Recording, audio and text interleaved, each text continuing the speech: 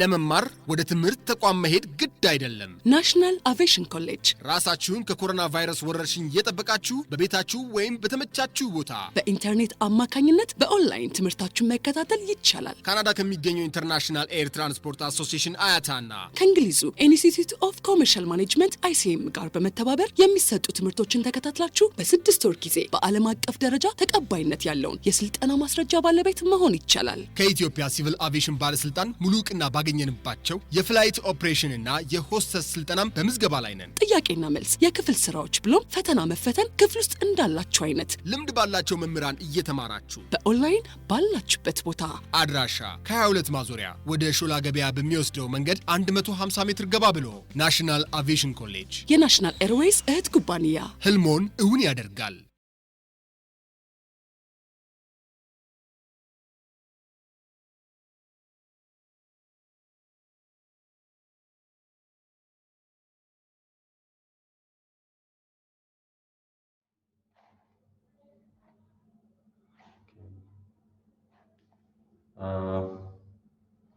Welcome to our today's lesson. Am I visible to all of you? Anyone? Yes. Yes. Okay, okay, thank you, Roda. All right. What was the discussion that we had last time? And do you have any question? If you have any, please raise before we proceed to our today's lesson, okay?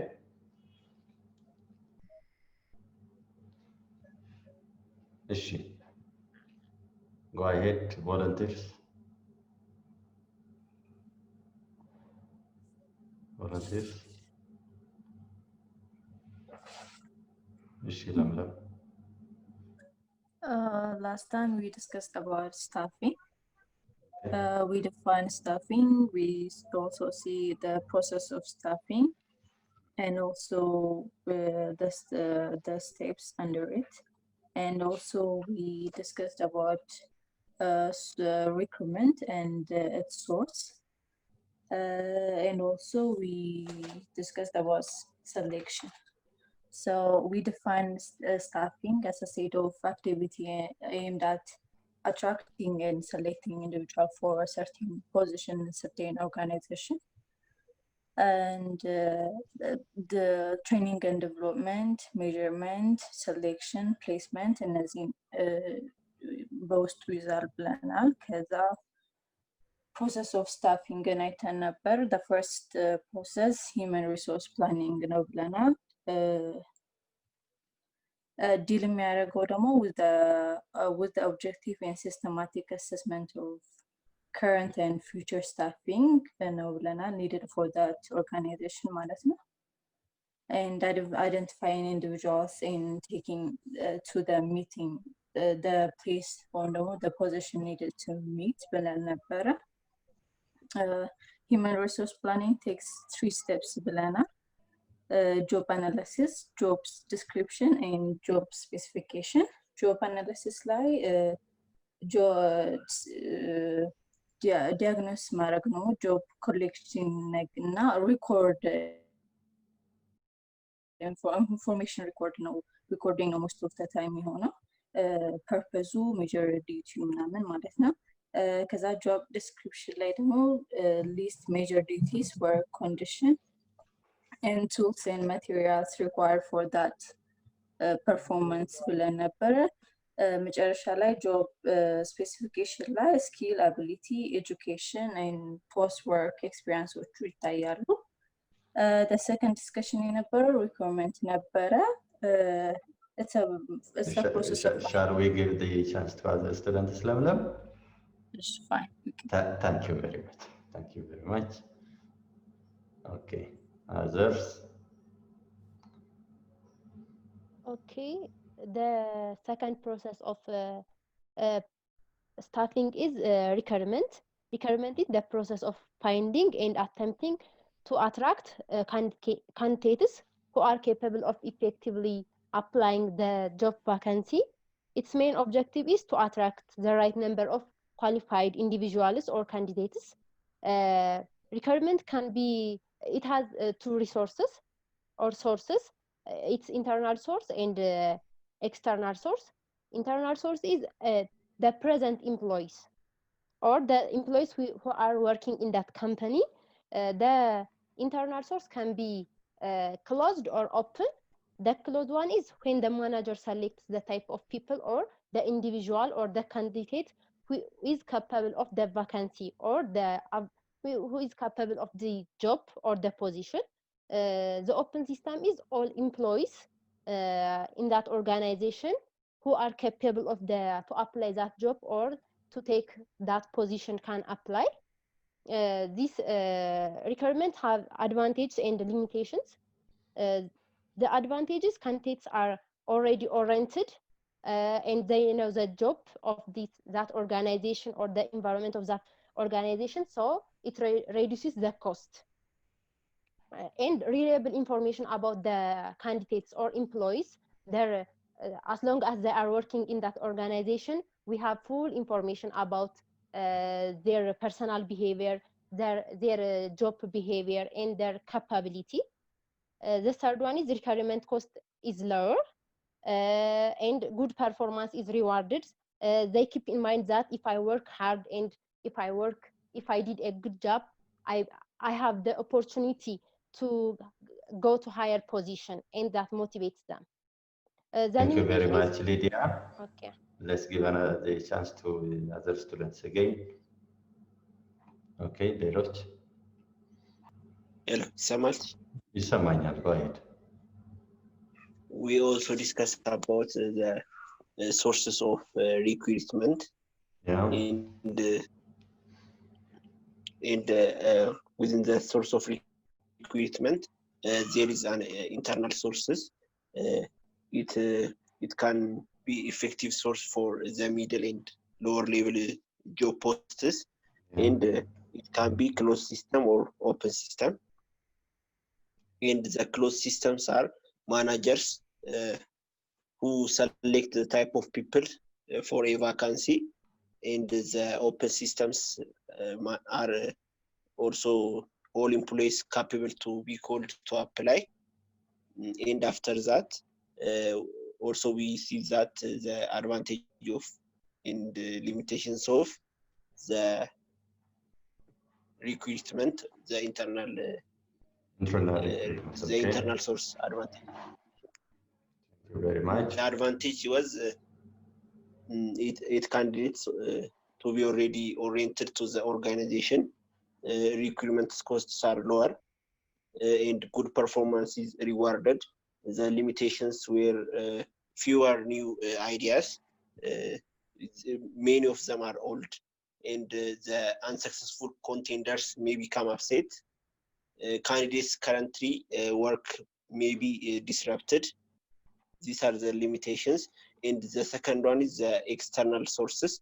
External sources often effective for executive positions, outside pools used for the qualified candidates. Its advantage was more new ideas than old, and the candidates may have broader experience. Maybe they will be familiar with the competitors. The limitation was a high probability of mistakes for unreliable information. The recruitment process may be expensive, and potential internal candidates may be resentful. Thank you very much. Thank you very much, Kasao. Okay, thank you. Okay, Bisrat?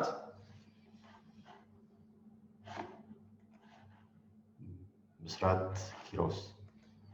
Right. Yes. What are the remaining issues that we have discussed last time? Sure. Source of external source now. Okay, what do you have about external source? Okay. External source ነው ኢፌክቲቭ ፖዚሽን ኦፍ አውትሳይድ ፑልስ ነው ወይም ደግሞ ከውጪ ሰዎችን ወደኛ ለመሳብ እንጠቀምበት ሲሆን አድቫንቴጁ ደግሞ ሞር ኒው አይዲያዎችን ይሰጠናል ለኛ ብሮድ ኤክስፒሪየንስ ሊኖራቸው ይችላል እኛ የምናስገባቸው ሰዎች ወደኛ ፑል የምናደርጋቸው ሰዎች ማለት ነው እና ደግሞ ከምንሰጣቸው ስራ ጋር ኮምፓቲብል ሊሆኑ ይችላሉ እነዚህ አዲስ የሚመጡ ሰዎች ማለት ናቸው። ዲስአድቫንቴጅ ደግሞ ሃይ ፕሮባቢሊቲ ኦፍ ሚስቴክ ይኖራል። አዲስ ሰው ስናስገባ የምናሰራቸው ስራ ላይ ለነሱ አዲስ ስለሚሆንባቸው ምናልባት ሚስቴኮች ሊፈጠሩ ይችላሉ። እና ደግሞ ስሎ ስታርታፕ ሊኖር ይችላል። አዲስ ሪክሩትመንቶችን ስናስገባ ከስራው ጋር አዳፕት ለማድረግ ያን ስራ ቶሎ ፒክአፕ አድርጎ ወደ ቀጣዩ ስራ ለመሄድ ትንሽ ስሎ ሊያጋጥም ይችላል ወይም ደግሞ ትንሽ ወደ ኋላ የመዘግየት ነገር ሊያጋጥም ይችላል ማለት ነው። Thank you very much, Busrat. Thank you very much. Please participate, okay? Busrat. Now, okay, Saron. Oh, now, Saron, all in all, we have discussed about the HR planning, recruitment and selection methods, of course. And we have this advantage and disadvantage or challenge or limitations of both sources, both the internal and external sources. Now, my question is, what type of sources are you advised to use when you need managers like middle managers or executive managers? Do you have anything in mind? What type of sources and why? Sarah.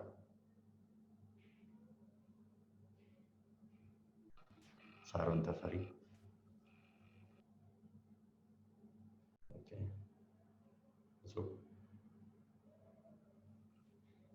executive manager ላይ ኤክስተርናል ሶርስ ብንጠቀም ጥሩ ይሆናል ብዬ አስባለሁ። ምክንያቱም ሞር አድቫንቴጀስ የሚሆነው እሱ ነው ብዬ አስባለሁ። ቢካዝ ብዙ አይዲያዎች አዳዲስ ይኖራሉ። ይሰማችሁ? እና ለዛ ፖዚሽን እሱ ይሆናል ብዬ አስባለሁ። ለሚድል ሌቭል ላይ ግን I think internal ቢሆን ጥሩ ነው because the connection between the lower levels እና ኤክስኪዩቲቭ ደረጃ ላይ ያሉት ሚድል ሌቭሎች ከመጀመሪያው ከስር የነበራቸውን ግንኙነት እዛ ላይ አድርሰውት ሞር ኢፌክቲቭ ሊያደርጉት ይችላሉ ማለት ነው። ግን ኤክስኪዩቲቭ ደረጃ ላይ ያለ ሰው ለማዘዝ ምናምን ብለን ሊሚቴሽን አውጥተን ነበረ ኢንተርናል ላይ። ሶ ላይ ያለ ሰው ቆፍጣና መሆን አለበት፣ ስራውን በትክክል ማወቅ ያለበት ማለት መሆን አለበት ማለት ነው። ሰው ለዛ ኤክስተርናል ይሻላል፣ ለሚድል ሌቭል ደግሞ ኢንተርናል ይሻላል ብዬ አስባለሁ። ኦኬ ናው ቆፍጣና መሆን አለበት የሚባለውን ወስጃለሁ ካንቺ ጽሁፍ። ናው ቆፍጣና መሆን አለበት in what sense? በምን ሴንስ ነው? The first question. The other, and how far does it give success for companies effective task activity by effective achievement? Being koftana, is it really important for managers, and why is it important? The first question. The second one is, we have listed the limitations or challenges, okay, for both sources, right? For both internal and external sources. Now, how can we minimize the limitations and adapt to the advantages? Okay, this is the second question. There are both limitations for both sources, okay? Is it really possible to downsize or minimize the limitations and adapt on the advantage of both sources? Can we do that? Is it really possible? And how can we do that? Let us make it more practical. Go ahead. And ሌሎቻችሁ ደግሞ ትመጣላችሁ። Yes? እኔ ልመልስ? እጹብ ጠፋች እንዴ? አለው እጹብ። Go ahead እጹብ። እሺ ቆፍጣና አባባሌ የመጀመሪያው ሊሚቴሽናችንን ስናይ ኦርደር ለማድረግ አብሮት ይሰሩት የነበረውን ሰው ኢንተርናሊ ማለት ነው አብሯቸው ይሰራቸው የነበረውን ሰው ኦርደር ለማድረግ አንዳንድ ጊዜ ይሉኝታ ይባላል፣ ጸብ በመሃል ምናምን ብለን አንስተን ነበር ባለፈው። Okay. Right? Go ahead. ከሱ አንፃር ለዚህ ስራ ኤክስኪዩቲቭ ደረጃ ላይ ለመድረስ አንድ ሰው ትዕዛዝ ማዘዝ አለበት። ይሄ በይሉኝታ በኩል መሰራት ያለበት ስራ ሳይሰራ ቀርቶ ካምፓኒው ጉዳት ላይ መውደቅ የለበትም። ስለዚህ የመጀመሪያው ከሊሚቴሽን እሱን ልናነሳ እንችላለን የአውትሳይደር ቀጥረን ማለት ነው።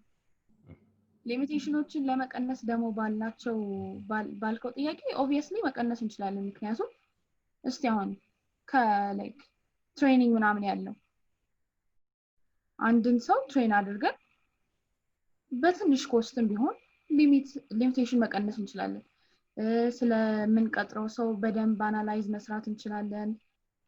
አጣርተን ማስገባት እንችላለን። ፐርፎርማንስ አይተን ማስገባት እንችላለን በፊት ከሚሰራበት ማለት ነው። ይሰማል? Yeah, go ahead. እና ደግሞ እንትን ብሮደር ኤክስፒሪየንስ አላቸው ብለን ነበረ በፊት ላይክ አውትሳይደሮች ማለት ነው ኤክስተርናል ሶርስ።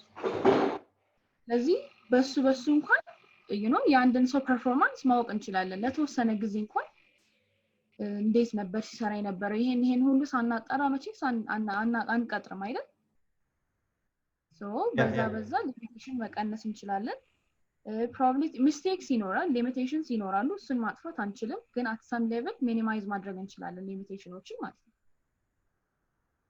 Okay, now thank you very much, Zoe. Limitations can always be minimized. Okay, practically when we think about limitations or challenges, they are natural in the process of any activity. Okay, so one of the things that managers need to do is to find a way to minimize these problems or obstacles or tackles or hindrances. So in order to do that, you need to study and you need to research to minimize things. There are several ways or several methods. But first, you need to know about the company's major problem, the company's structure, the company's communication, the company's overall objective, the company's department, and the responsibilities that has been added to all department heads or employees at a grassroots level. So this is always mandatorily important for executive managers, particularly and middle-level managers. Okay? Whenever one joins a company, that person needs to know the culture and the working environment of that certain dirigit or certain company. It is after assessing or after seeing all this kind of areas that you can come up with a solution or a resolution to minimize all the limitations that we have mentioned about internal and external sources of recruitment. So this is the way anyway. So we can do that. The other major question that I need to ask you today is, overall, we have discussed about 5 chapters because today we are going to complete the other chapters, staffing and what I need to know from you is, what do you have in mind as a general understanding about this course of management from chapter 1 to chapter 5? What do you have in mind? Is it sloppy or it you have a clear line? What do you have in mind, starting from chapter 1 to chapter 5? Do you have any clear understanding on it, or are you confused what we were talking about when we talk about management? I need you to uphold this idea of management because it is going to be very important for all of you. Okay? You are going to take the concepts, the principles, and the theories of management in your everyday life, starting from today. Okay? What do you have in mind in general? Have you got the idea of management?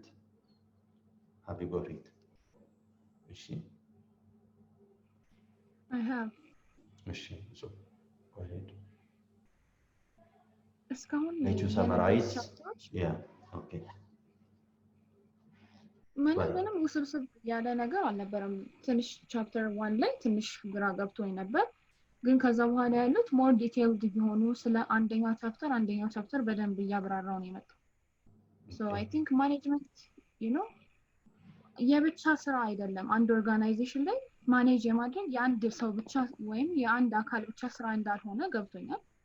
እና ደግሞ በጣም ላይክ ወሳኝ የሆነ ስራ ነው ነው አንድን ካምፓኒ ወይም አንድን ኦርጋናይዜሽን ሰክሰስፉል ለማድረግ የዛ ሁሉ ሰው ስራ ያን ሁሉ ሰው ማኔጅ ማድረግ ምን ያህል ጥቅም እንዳለው አይቻለሁ በእነዚህ ኮርስ ማለት ነው። ብዙ ሊሚቴሽኖች እንዳለው አይቻለሁ። በጣም ላይክ ኤቭሪ ነገሩ ሁሉም ስቴፕ ፈተና ሳይኖረው አያልፍም ሰው ማለት ነው። ሁሉም ነገር የሆነ ውድቀት ቢኖረው ጥሩ ነገሩን እያነሳ የማሳለፍ ብቃት እንዲኖረን አድርጎኛል ብዬ አስባለሁ ይሄ ኮርስ። Thank you. Okay, others? Any ግርታ? እኔ ልበል? እሺ ሮዳስ፣ thank you. ኦኬ ከመጀመሪያው ጀምሮ ማኔጅመንትን ዲፋይን ስናደርግ it's a process of planning, directing, organizing, staffing, controlling ብለን ነበር አይደለ? ስለዚህ ማኔጅመንት ከስሩ እነዚህ ያላቸውን ዴፊኒሽኖች እንዳለ ከስሩ ብሪፍሊ ያብራራ የሚያገናኛቸው የሚያለያያቸው። ምክንያቱም ፕላንን ትተን ዳይሬክት ማድረግ አንችልም፣ ስታፊንግን ትተን ኦርጋናይዝ ማድረግ አንችልም። ስለዚህ ሁሉም የተገናኙ መሆናቸውና ከዴፊኒሽኑ ብሪፍሊ ማግኘት እንደምንችል ነው የተረዳሁት ነገር እና ሁሉም የተያያዙ ናቸው ቻፕተሮቹ። አንዱን ትተን አንዱን የምንይዝ ነገር ሳይሆን ሁሉም የተያያዙ መሆናቸውን አውቃለሁ። Thank you. Rodas, thank you. Okay. Lydia? Management from the start, it's at the definition side, it's the process of planning, organizing, directing, and controlling ብለናል።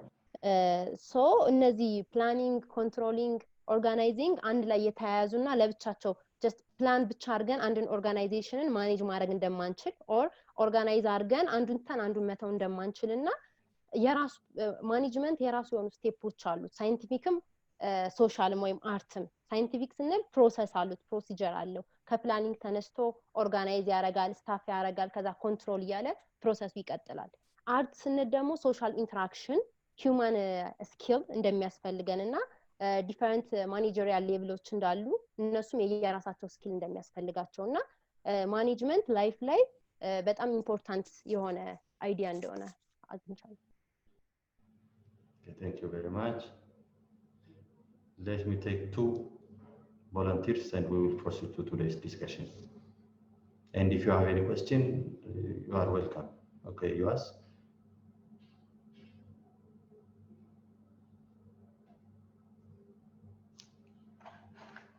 Yours.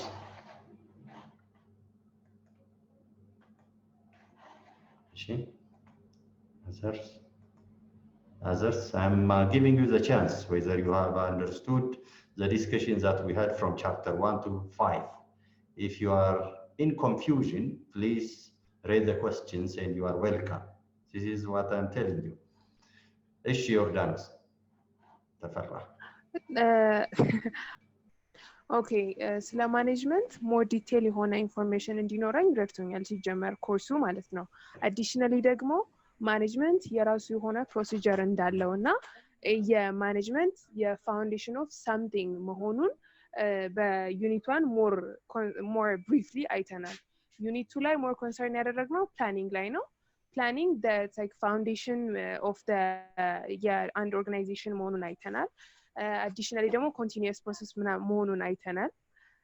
and the main concept of the የአንድ organization planning ነው የመጀመሪያው።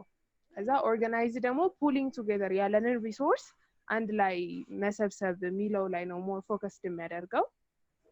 ከዛ ቀጥሎ staffing ይሄኛው ደግሞ ያለንን human resource በምን አይነት way እንጠቀመው የሚለው ላይ ነው ኮንሰርን የሚያደርገው እና ሙሉ it's a chain ተቀጣጣይነት ስላለው ዲቴል የሆነ ነገር ስለ ኦርጋናይዜሽን ለመረዳት ይጠቅማል። But that's all I get. Thank you very much. We shall proceed to today's discussion, okay? All right. Now, we have started to discuss about selection and I think we have finished. Okay, Kasaun, you are too late for the discussion, so I need to proceed, okay? let me share the ሚስተር yes yes አንድ ጥያቄ ልጠይቅህ። ይቻላል። ሜትሪክ ስትራክቸር ምንድን ነው? Metric structure, we will come to it, okay? I know that you have got it in your written discussion. We will come to it, okay? We will come to it with በእንትን ባስረዳችሁ ሞር የተሻለ ነው የሚሆነው። ግራፍ አድርገን እሺ። እሱ እሺ ዛ okay metrics because it combines the overall structureዎችን combine አድርጎ the human resource planning የሚያወጣ ነው። okay so I will come to it by the next section እሺ። እሺ all right. Is it visible? Visible now, አይደለ? Now, we have completed to discuss about how selection goes. Okay, selection, first pulling candidates, rejecting all those candidates who are unfit to the job description or the job analysis ብለናል. And then you will proceed to the second step. Second steps, it can be taste. The third step, considering the scores, it directly proceed to the interview process, and then we will take the reference as an additional input for those individuals who are recommended for the job by other individuals, and then we will examine physical condition of the employees if that is necessary, physical examination of the appearance of the individuals or candidates, and then we will place the individuals who are fit into the job description or fit into the job analysis የሚለውን አይተናል። Now placement is the fourth step. Placement is the fourth step. In placement, the first thing that you do is to give them an induction or to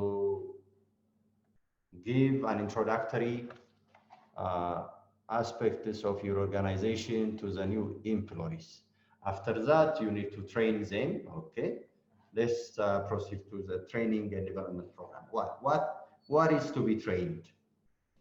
Of course, these individuals are skilled, these candidates or these potential employees are trained. However, they need the additional training in terms of operational and technical skills. They need to know this technical skill and operational skill of the organization, typically for the organization, okay? Typically by the organization. And these are the individuals, the trainers are the individuals or the middle level managers ሊሆኑ ይችላሉ, the upper level managers ሊሆኑ ይችላሉ, or individuals who are professional in providing training to different organizations, okay, considering their CVs and everything else necessary for their documentation. You need to give training to this new employees, to these individuals who join the new position because they can be from the internal sources. So you give them operational and technical skills ማለት ነው. As a training, you give them operational and technical, how to do the job and what are the technicalities, what to follow, who is responsible for what. All these are going to be the areas or the aspects which can be given to the new trainee or the new employee.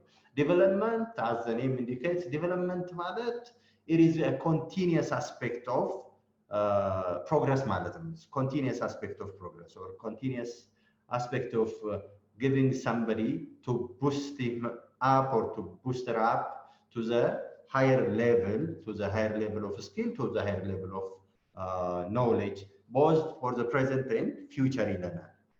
ይሄ continuous ነው። እሺ የሚቆም አይደለም። Development as an aspect, it is continuous. You give them professional skills ይላቸዋል። አሁን for instance, you give them managerial and professional skills ይላቸዋል። So it is always continuous ማለት ነው። To give developmental skills is always a continuous process. It is always a continuous task, not like training. Training is a one-time job now. When you train individuals, it can be for 1 month or 2 months, or by month, but at the end of the the year or training ሲያልቅ አለቀ ነው። Development ግን it is a broader aspect ነው። It's broader areas like feedback. እንደ feedback የሚወሰዳል development ማለት ነው። Feedback እንግዲህ you need to give feedback always for employees who are pro or con to your organization's tasks or activities or because of their performance. So you need to boost them up whenever there is an increment in their activity, in their performance or achievement. And you need to again give a training, give them a positive feedback, and sometimes you punish individuals to have this idea of development የሚባለውን እንዲያገኙ ማለት ነው። So development and training እንግዲህ ፕሮፌሽናል እና ማኔጀሪያል ስኪል ለመስጠት ቴክኒካል እና ኦፕሬሽናል ስኪል ቴክኒካል እና ኦፕሬሽናል እንደነገርኳችሁ ኤቭሪዴይ ሩቲኖችን የሚያሳዩ ተርሞች ናቸው። ኦፕሬሽናል and technical aspect of an organization's activity ሲባል it shows the everyday routines, everyday tasks of an organization. Developmental, it shows the overall continuous activities or tasks of that organization. So it is permanent or it is like a standing activity ነው ማለት ነው። development ማለት ነው። development የምንለው ማበልጸግ የሚባለው ማለት ነው። በአማርኛ ማበልጸግ የሚባለው so ማበልጸግ it is not a one time job ማለት ነው። it is always a continuous job ማለት ነው። ብዙዎቹ ያደርጋሉ ወይ? no, because ይሄ ማኔጅመንት as a concept it requires commitment በጣም ይፈልጋል፣ ኢነርጂን በጣም ይፈልጋል። When you are going to be manager of a certain organization, you will encounter this kind of problems. And you, as an individual, as a junior demo ሰራተኛ, you will encounter the ራሱ ቻሌንጁን encounter ታደርጋላችሁ። ዝም ብሎ አይደለም ማኔጀር በጣም ትልቅ ኮሚትመንት ይፈልጋል። Okay, it requires you በጣም ኢነርጂ ማለት ነው። Because you are dealing with not only material resources but also human resources ጋር። Human resources ደግሞ by nature ዳይናሚክ ናቸው። በጣም ተለዋዋጭ ናቸው። So they need your attention ሁልጊዜ ማለት ነው።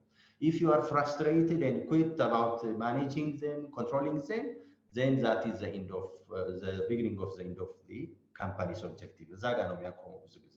So የሆነ ሰሞን ላይ like campaign እንደ ዘመቻ ነው ማኔጀርስ በተለይ አዲስ ሲሆኑ one of the problem new managers encounter ምንድነው first impression ለመፍጠር they just release all their intent, okay, all their energy ማለት ነው። And finally when they see and record everything lose ያደርጋሉ።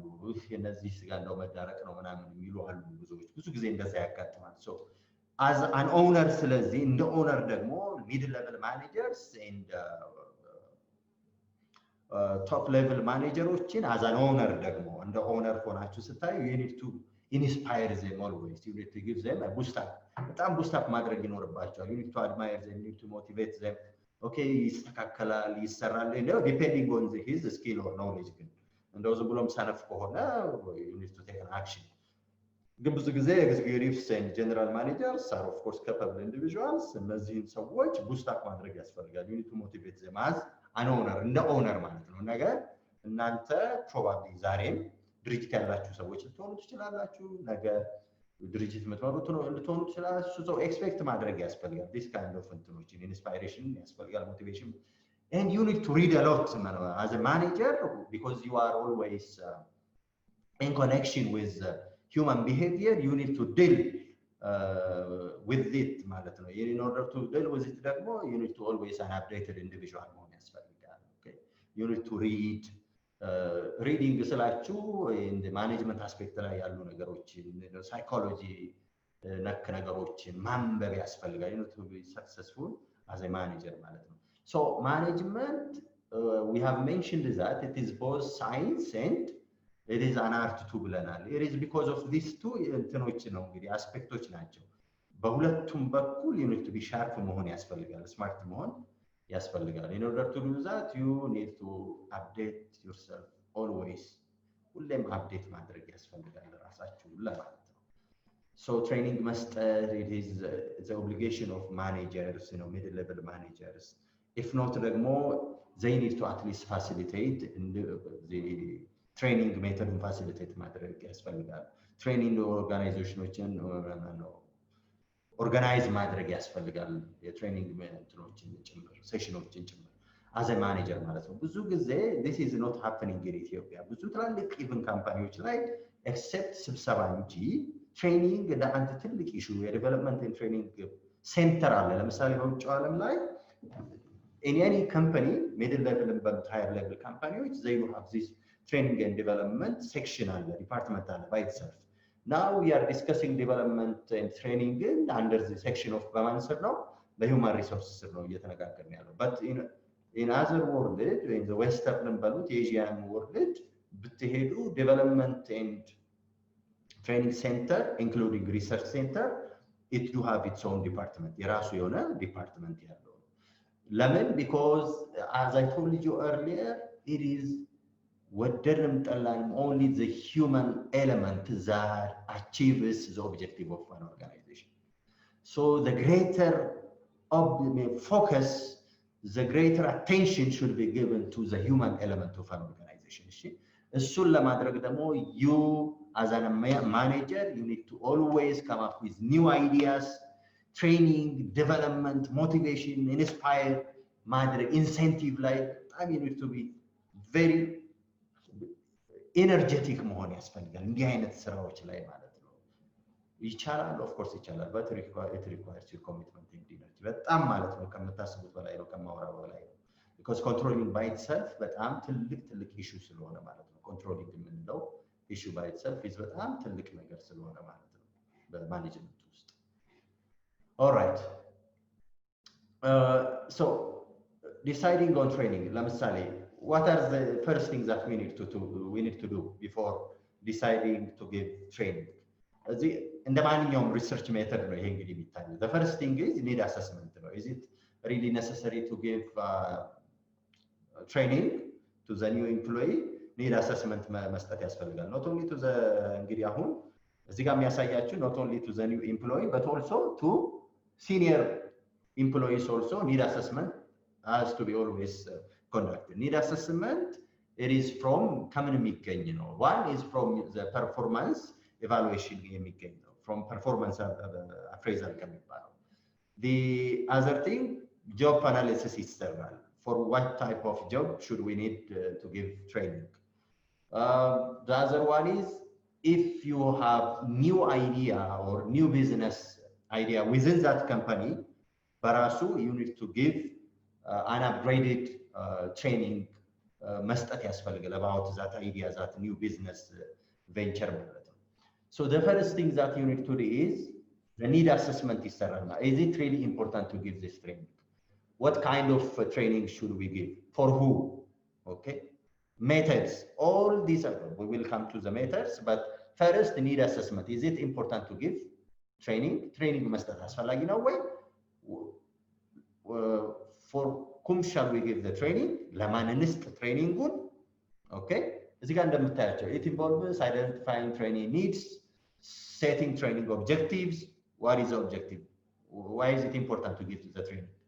developing criteria against which to evaluate the training.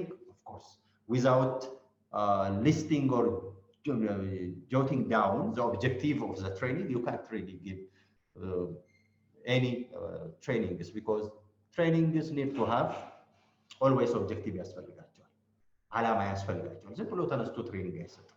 what type of training የሚለው by itself it goes directly to the performance appraisal ጋር አብሮ የሚሄድ ነው። okay so its basic inputs include overall organizational requirement. what is the requirement of the organization? ይሄን ትሬኒንግ result of job analysis, performance appraisal ቀደም if the assessment shows a green light then that means that there has to be training program ያስፈልጋል እያላችሁ ነው ማለት ነው። you analyze ማለት ነው ነገሮችን በደንብ አናላይዝ አድርጋችሁ የሰራተኞቻችሁ ችግር ምን ጋር እንደሆነ የአዲስ ቅጥረኞች ችግር ምን ጋር እንደሆነ ምን እንደሚያስፈልገው በአዲስ ቢዝነስ ቬንቸር ውስጥ ካላችሁ ያንን የቢዝነስ ቬንቸር እንዴት አድርገን ነው ልናሳካ የምንችለው? what kind of new ideas or new skills should we give to our employees የሚለው all this has to be put in the need assessment area ውስጥ መሰጠት ይኖርባቸዋል ማለት ነው። the second step of deciding on training እንግዲህ ምንድነው? training design and implementation. this directly goes to methoዶቹ ጋር የሚሄድ ነው methods materials and finally conducting the training ይላቸዋል the first thing is after you decide that training is a must to give then you will implement the second step the second step is to determine the training methods ስልቱን መቅረጽ ነው ምን አይነት ስልት ያስፈልገናል ይሄን ትሬኒንግ ለመስጠት ኦኬ ምን ኤሪያዎችን በምን ስልት ነው መስጠት ያለብን ሜተድስ ሲላችሁ እንግዲህ ስልት ነው ስልት ደግሞ እንግዲህ ይለያያል እንደየአሰልጣኙ እንደየሰልጣኙ ፍላጎት እንደየሁኔታው ማለት ነው the second one is if you after you decide on the training method and then you proceed to developing the training material without having the training material you are not really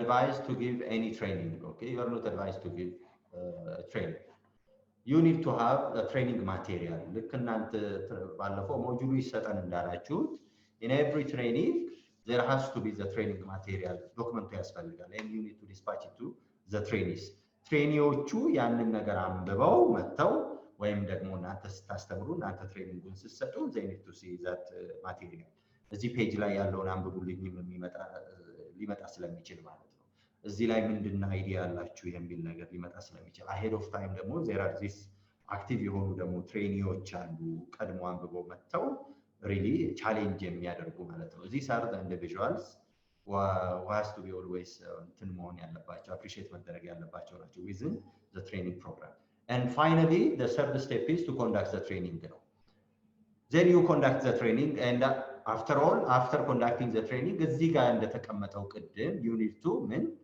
need to evaluate እዚህ ጋር ቅድም እንደተባለው you need to evaluate the training program how are we going to evaluate እንግዲህ አወላችሁ እዚህ ላይ ምን ይላችኋል training after we provide the training we need to evaluate it okay matching the training outcomes with the criteria set in the first step you have already set why the significance of this training what is the significance of this training in below already you have stated earlier or previously when you make the need assessment after you provide the training the first thing that you need to do is to count until ማድረግ ነው to check and counter check whether the objective set earlier in the need assessment is achieved or otherwise የሚለውን ነው ቀጥታ እንግዲህ የምትሄዱት ማለት ነው matching the training outcomes with the criteria set in the first place ያላችሁ እሱ ነው now there are different types of methods of evaluation of this training the first measurement እንግዲህ ምንድነው measuring participants reaction on how useful it was now after you conduct or provide the training what you need to do is to evaluate evaluation methods takes different methods ደግሞ አሏቸው the first is how much it is important to the participants of the training የሚለው you need to assess ማለት ነው measure መደረግ አለበት unless otherwise it is not really important to give trainings unless you measure it unless you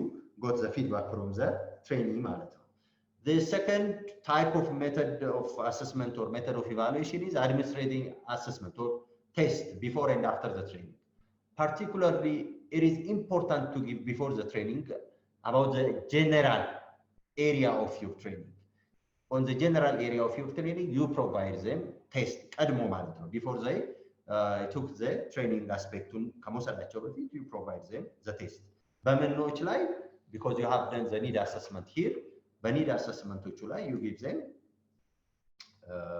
the questions or the tests ማለት ነው after እንግዲህ you collect the test and then you give the training and then after the training you evaluate ማለት ነው you evaluate the state of mind of the trainees before the training and after the training ማለት ነው then you evaluate ማለት ነው then you will get the difference ማለት ነው whether it is negative or positive you will get it there እንግዲህ ቀድሞ ከመስጠታችሁ በፊት ፈተና ፈተናችሁ አይዲያ ተቀበላችሁ ትሬኒንግ ከሰጣችሁ በኋላ ተፈትናላችሁ ኦኬ and then ደግሞ ምን ይመጣል ማለት ነው you will compare and contrast their ideas before and after the training ማለት ነው and if it is 80% or 85% of them are into your idea into your progressive idea ውስጥ ካሉ then you are successful of the training ማለት ነው objective wise መሆን አለበት ሊላችሁ ፈልጎ ነው training it has to be always objective wise መሆን አለበት the other method is supervisory reports on the trainees change in behavior እንግዲህ if you are in a position እንግዲህ to accept to convince it that the trainees showed in behavioral changes then you need to report to the supervisor so ለውጥ አሳይተዋል ምናምን ይላል ትላላችሁ ለውጥ አሳይተዋል ግን የምትሉት by testing them ነው before and after እንግዲህ before it has been known even by the supervisors now በሱፐርቫይዘሮች ይታወቃል እንግዲህ after the training ደግሞ ምን መጣ የሚለውን you need to report to the supervisors ለቅርብ ኃላፊዎች ሱፐርቫይዘሮች የትሬኒንግ ውጤት ትተላላችሁ ማለት ነው the other method is measuring actual performance on the job እንግዲህ ይሄ ደግሞ ምንድነው it is not on the job ያለው on the training ያለውን evaluate ሳይሆን የምታደርጉት it is after the training that you evaluate the performance or the progress of these employees ማለት ነው ስልጠናውን ሰጣችሁ ከዛ በኋላ ወደ ስራ ተሰማሩ እነዚህ ሰዎች ስራው ላይ ያስገኙትን ውጤት ደግሞ እራሳችሁ evaluate ታደርጋላችሁ measure ታደርጋላችሁ ማለት ነው this is how you done training evaluation የሚሰራው አንደኛው on the spot on the training ላይ ያለው ነው ሰሩት ሁለተኛው ግን after the training on the practical performance ሲያደርጉ practically you will assess them or you will measure them and you will get the feedback ማለት ነው feedback ታገኛላችሁ ይዛል whether you are successful in providing the training or otherwise ማለት ነው if it is otherwise you need to devise another mechanism to reach upon the employees and solve the problems by of course asking them what was wrong in the earlier training የሚለውን መጀመሪያ ግን ማወቅ ያስፈልጋል ማለት ነው if you fail in the first training ማለት ነው now let's proceed to the types of training programs training are እንግዲህ እንደነገርኳችሁ they are not really permanent in their nature they do have የሆነ purpose አላቸው ለሆነ purpose ብቻ ነው training ሁሉ ጊዜም ቢሆን ስልጠና የሚባለው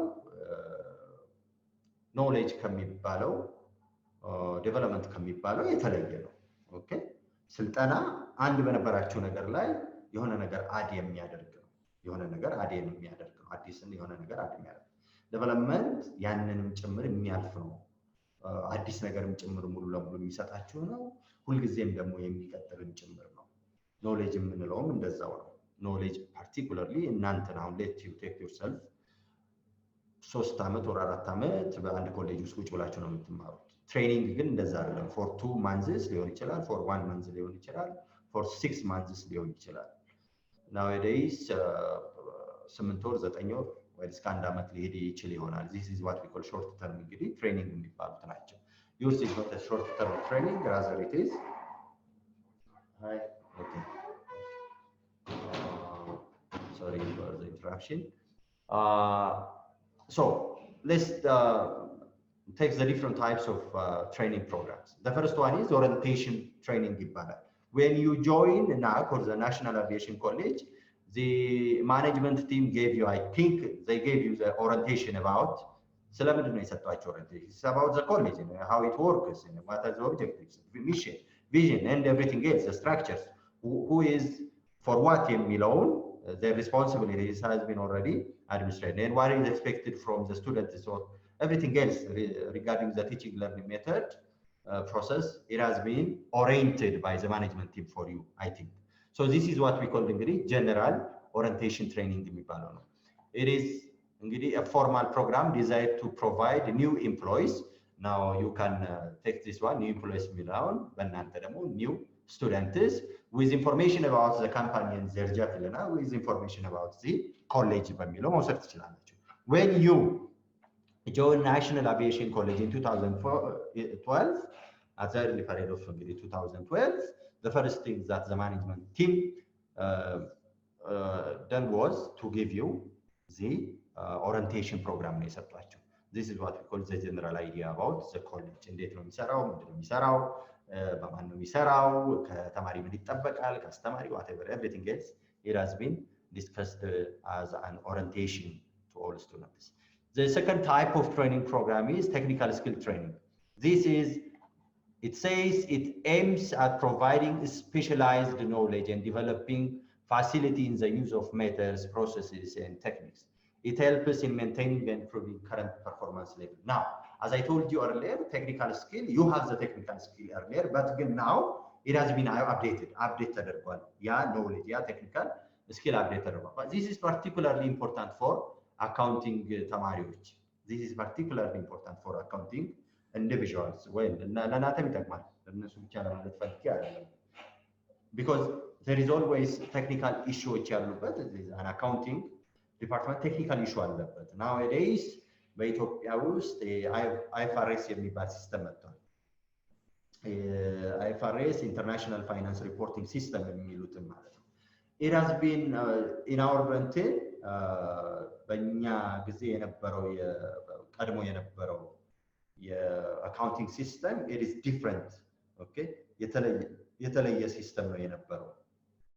አሁን IFRS የሚባል ሲስተም መጥቷል። Now the country adapts this IFRS system into its different financial institutions. So this skill, it has to be provided to all individuals who are trained in the skill of accounting.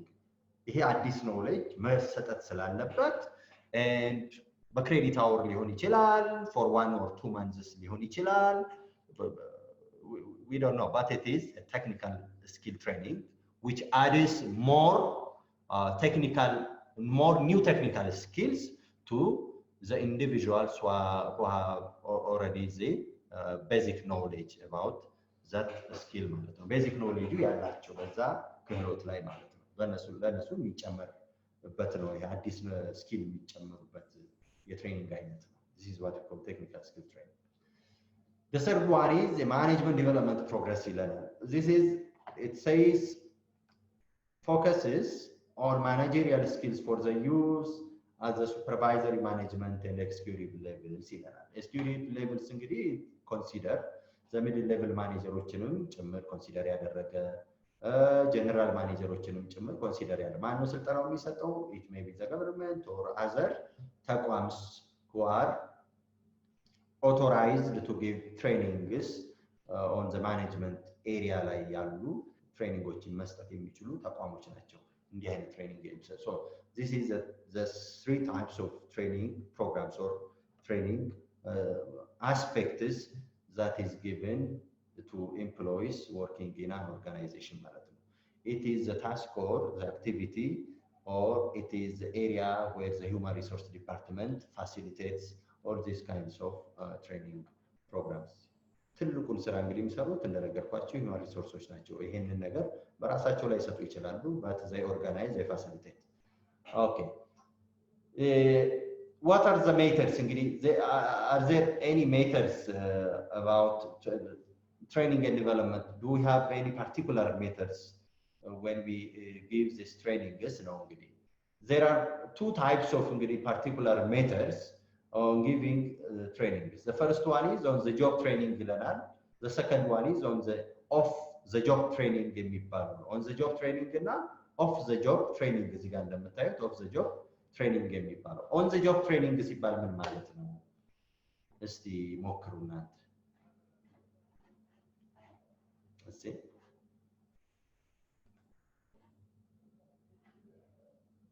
What do we mean by on the job training ሲባል ምን ማለት ነው?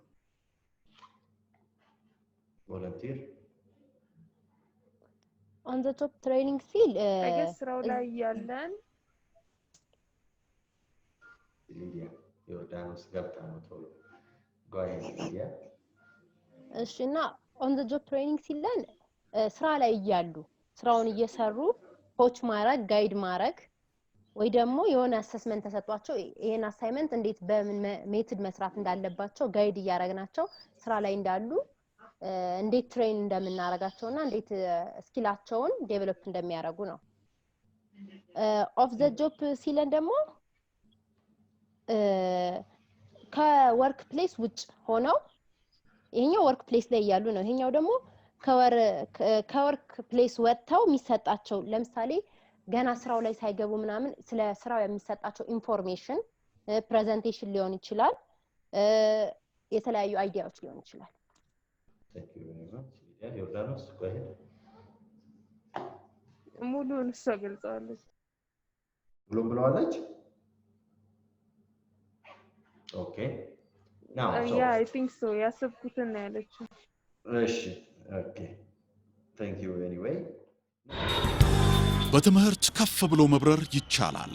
ናሽናል አቪዬሽን ኮሌጅ የናሽናል ኤርዌይስ እህት ኩባንያ ከከፍተኛ ትምህርት አግባብነትና ጥራት ኤጀንሲ ሙሉ ዕውቅናን ባገኘንባቸው በማስተርስ ዲግሪ MBA በስትራቴጂክ ማኔጅመንት MBA በባንኪንግ እና ፋይናንስ MBA በቢዝነስ ሊደርሺፕ MBA በሪስክና ኢንሹራንስ MSc በኢንተርናሽናል ትሬድ እና ኢኮኖሚክስ ዘርፎች በእውቀት ለመቅረጽ የበቁ ፕሮፌሰሮቻችን አረንጓዴ መብራታቸውን አብርተዋል። በነገራችን ላይ በኬንያ ሀገር ከሚገኙ ስመጥር ዩኒቨርሲቲዎች በሚመጡ ፕሮፌሰሮች የትኩረት መስክ ትምህርቶቹ መሰጠታቸው ልዩ ያደርገናል።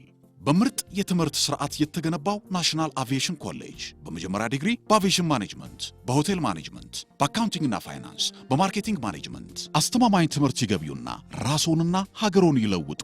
አድራሻ 22 አደባባይ ወደ ሾላ በሚወስደው መንገድ ላይ ናሽናል አቪዬሽን ኮሌጅ የናሽናል ኤርዌይስ እህት ኩባንያ ህልሞን እውን ያደርጋል። Now, on the job training ሲላችሁ people are trained when they are doing their routine tasks ማለት ነው።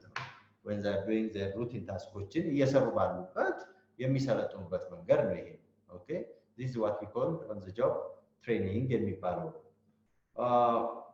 it says while the trainee is in her or his workplace routine workaቸው ላይ እዛው ባሉበት ላይ የሚሰጠው አይነት የjob training on the job training ይባላል the first type of on the job training የምንሰጥበት መንገድ አንዱ coaching ነው ከዚህ ቀደም የነገርኳችሁ ይመስለኛል coaching it is an assigned supervisor አላቸው these individuals who have an assigned supervisor that guide the employee or give suggestions on maintaining or improving performance ይላቸዋል now you assign an individual to train this employee የሆነን ሰው እንዲያሰለጥን የሆነ ሰው assign ታደርጋላችሁ and this individual trains the new employee on how to do the job and how to improve their performances okay it is after the need assessment ነው እንግዲህ ሁሉ ቀደም እንደነገርኳችሁ it is after the need assessment ብዙ ጊዜ ምንድነው መሰላችሁ እኛ ጋር within two performance evaluation people decides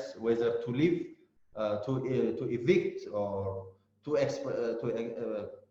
exterminate those individuals who are low performers or otherwise in a sense you give them a training to improve their performance okay ብዙ ጊዜ እኛ ሀገር ፐርፎርማንስን በኮች አድርጎ ትሬኒንግ ያያደርጉ ከመስጠት ይልቅ የምንመርጠው በሁለት ኢቫሉዌሽን ያ ማለት ኳርተርሊ ሊሆን ይችላል በየሶስት ወሩ እንዘይም በስድስት ወሩ ይሄ ሰውዬ በደንብ በቃ ፐርፎርም ያደርግ ብላችሁ ታሰናብታላችሁ ግን መንግስት እሱን ብቻ አይደለም ሪኳየር የሚያደርገው from the company owners or from the managers ልክ ስትሄዱ አባራችሁት ይሄ ሰውዬ ቢከሳችሁ the first thing that came as a question what did you do to him or to her to improve or his or her skill ምን አደረክለትና ነው የምታባረው ነው የሚባለው የመጀመሪያው ነገር ማለት ነው the first quarter ላይ if this individual shows low result or low performance if he or she scores low performance now the first thing the manager needs to do is to assign coach assign ማድረግ so that this individual improves himself or herself against the earlier performance score ማለት ብዙ ጊዜ እንደዛ አይደለም ከበደ ቢሄድ አበበ ይመጣል ስለሆነ የኛ ሀገር ብዙ ቀጣሪዎች እሳቤ ልክ ከበደ ሲበላሽበት ነገሩ ሁለት ፐርፎርማንስ ኢቫሉዌሽን ያደርጉትና within 6 months they simply evict or her evict ያደርጉታል ያስወጡታል ማለት ነው በቃ ከዚህ በኋላ አንተ ልትሻሻል አትችልም ይላል ለመሻሻል ምን የሰጠው ትሬኒንግ አለ on the job training እንግዲህ ምንለው አንዱ ይሄ ነው አስፔክቱ ማለት ነው you assign a coach for those individuals who score low performance rate and then you advise them you support them on improving every routine aspect ላይ የገባችሁ improve እንዲያደርጉ ታግዟቸዋላችሁ ደግሞ as an individual as human ማለት ነው ሰዎች ሁሉ ነገር ላይ መቼም ደካማ አይሆኑም። there are some aspects that they do have as a strength side ሊኖራቸው ደግሞ ይችላል። so ይሄን strength ሳይዳቸውን አጎልብቶ ደካማ ሳይዳቸውን ላይ ደግሞ ኮች እያደረጉ ወደ ተፈለገው ዓላማ ማምጣት ይቻላል። this is a corporate responsibility ጭምር ነው። this is also a corporate responsibility ጭምር ነው። የማህበራዊ ኃላፊነትም ጭምር ነው። ሰዎችን ቀጥሮ ማባረር ብቻ አይደለም። it is not really ideal ነው የሚሆነው እንደሱ ከሆነ ስላልሰሩልኝ አባረርኳቸው is not really እንትን አይደለም convincing አይደለም። in communication convince አያደርገንም ማናችን። so you need to exert your effort to improve the ability, skill and performance of those individuals by giving them, by assigning them coachዎችን assign በማድረግ እነዚህን ሰዎች ውጤታቸው መቀየር እንችላለን። ኦኬ በጣም ይቻላል። የሰው ልጅን መቀየር በጣም ይቻላል if you support them ማለት ነው። the second on job training type is special assignment ነው። so you give an assignment to the trainees ማለት ነው who are working at a certain place ላይ የሚሰሩት you give them an assignment ይሄንን ነገር ሰርተ ስጠኝ ትሉታላችሁ። at the same time you are evaluating them ማለት ነው you are giving them training ማለት ነው training እየሰጣችኋቸው now it says the trainee is assigned to a task force or responsibility for a particular project so that he or she will be able to refine or learn skills from his or her job you see trainee assign ይደረጋሉ ከዛ ስራ እንዲማሩ ተፈልጎ ነው assign የሚደረጉት። ለምሳሌ before you promote an individual to a higher level what you need to do as a first or primary task ማድረግ ያለባችሁ you give them an assignment okay assignment ተሰጣችኋላችሁ። በዛ assignment ላይ እነዚህ individuals የትም ብለው ነው ተወጣጥረው ምን ብለው ሰርተው አምጥተው አሳይተው if they happen to be successful then you give them the post that you have imagined for them ለነሱ ያሰባችሁትን post ተሰጥቷላችሁ ወይም ተሰጥቷታላችሁ ማለት ነው። so giving them an assignment a special assignment መስጠት by itself is one type of on the job training ከሚባሉት ውስጥ አንዱ ነው። project and task forces are used here ለፕሮጀክቶችን መስጠት ማለት this is one type of on the job training ከሚባሉት ውስጥ አንዱ type the other one is job rotation. job rotation is particularly adaptable in bank system ላይ insurance system ላይ adapt የሚደረግ አይነት job training ነው።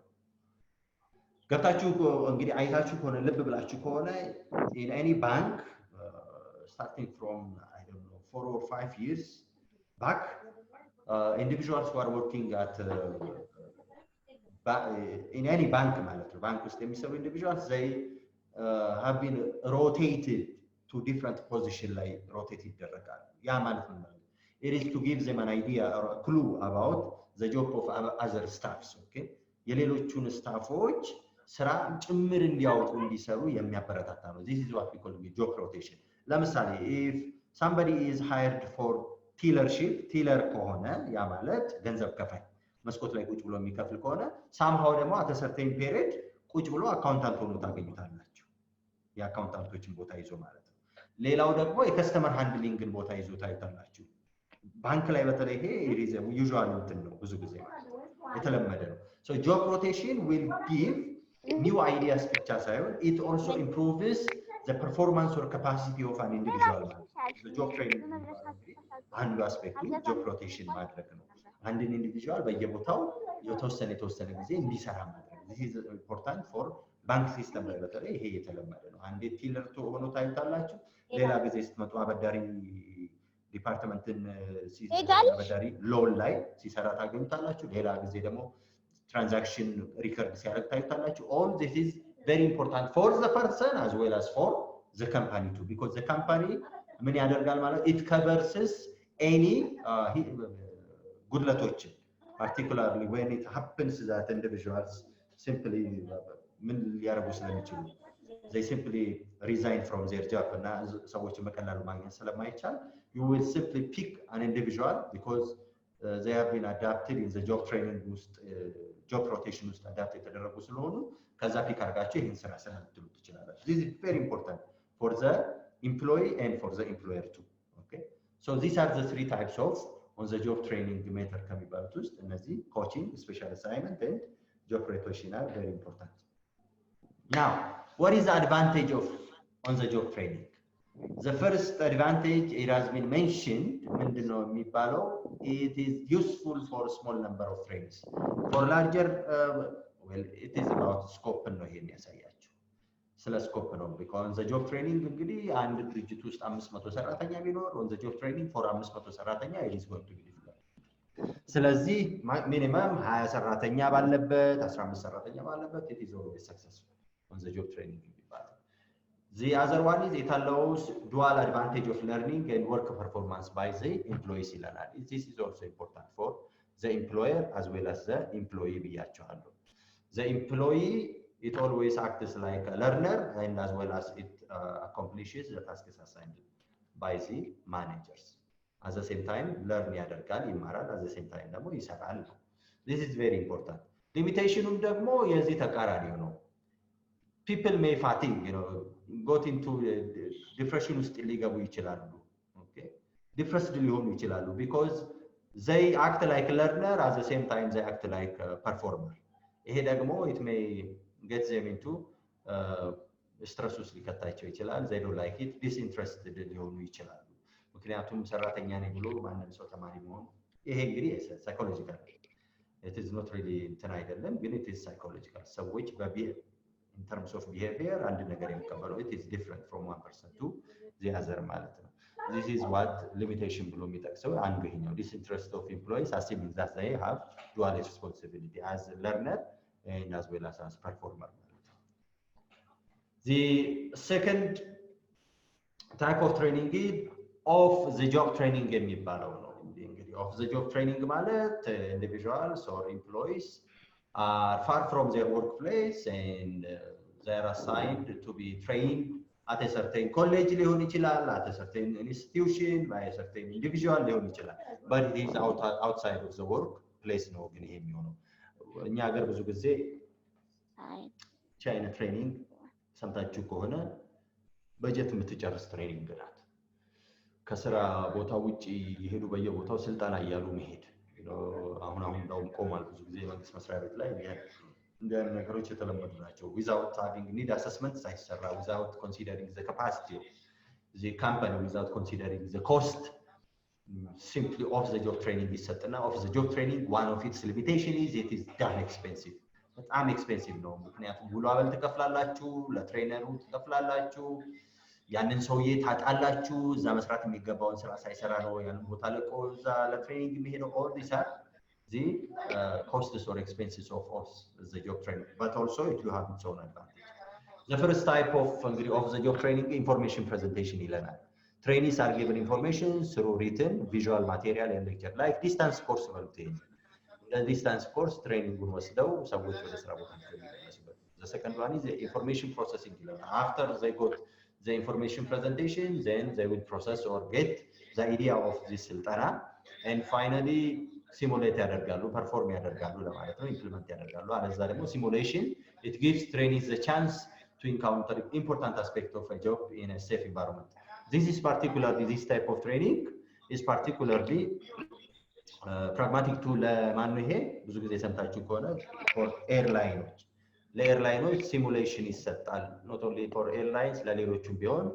ሲሙሌሽን የሚባለው ፕራክቲካሊ ያንን ነገር በትሬኒንግ ያዩት የሚያደርግ ነው on the job training አይነት ግን አይደለም off the job training outside the working environment ሆነው የሚሰለጥኑት pilots for instance simulator ውስጥ ይገባሉ they consider as if they are piloting the aircraft ይንቀሳቀሳል ምናምን በሲሙሌሽን ውስጥ this is practical however it is damn expensive እንዲህ አይነት ስልጠናዎችም they are damn expensive ናቸው okay what are the advantages of the job training the first one is it may interest trainees for they are out of their daily routines because we are always frustrated to work in the routine working environment ውስጥ በጣም ስለሚሰለቸን we always want to go ahead outside of the working environment and train ourselves ወተን ከሆነ ቦታ ላይ ከምንሰራበት ቦታ ከለመድን ቦታ ወተን ስንሰለጥን we feel that we are inspired and because it is a new environment አዲስ environment ስለሆነ the second advantage is convenient for large number of trainees ይለናል because the trainees are trained by individuals outside of the working environment ሁለተኛው ደግሞ it requires large ኤሪያንም ጭምር የሚፈልጉት for large ካምፓኒዎች ማለት ነው። ስለዚህ ከአካባቢያቸው ወጣ ብለው ሄደው ነው የሚሰለጥኑት። አዳራሽ ውስጥ ሊሰለጥኑ ይችላሉ። አንድ ድርጅት ውስጥ ቁጭ ብለው ሊሰለጥኑ ይችላሉ። ሌላ መሰልጠኛ ድርጅት ውስጥ ማለት ነው። ይህ ኦፍ ኮርስ ሩቲን ናቸው። እነዚህ ነገሮች የተለመዱ ስልጠና ነገሮች ናቸው። Limitations or challenges, as I told you earlier, the first thing is of the job training is damn expensive because of the costs that I have mentioned earlier. ብዙ ኮስቶች ስላሉት ነው። Training situation may not be the same to the actual job condition. There's problem of transferring knowledge, of course. Whenever you have the training of the job, one of the problems that people encounter ምንድነው ማለት ነው? It is going to be very difficult to contextualize the training onto the practical task of the job in your company. Practically የሰለጠናችሁትን አጎልብታችሁ አምጥታችሁ ለመስራት እጅግ ሊከብድ ይችላል። ኮንቴክስቹአላይዝ ማድረግ ስለሚከብድ because training is by nature of the job training by nature ምንድናቸው? ሁሉም ሲሙሌሽን ሜተድ ላይ ሆኑ ይችላሉ። አንዳንዶቹ ሲምፕሊ አይዲያል ሊሆን ይችላል። So in order to implement this ideal ደግሞ you need to contextualize ማድረግ ደግሞ it requires your energy, it requires your research wise method ያስፈልጋል, it requires your experience ያስፈልጋል. Unless otherwise it is going to be difficult ማለት ነው። So one of the limitation እንግዲህ ይሄኛው ነው ማለት ነው። Limitation ነው ግን it doesn't mean that it is not going to be resolved. እንደሱ ለማለት አይደለም። Okay? Challenge ነው realize ለማድረግ አንዱ challenge ነው።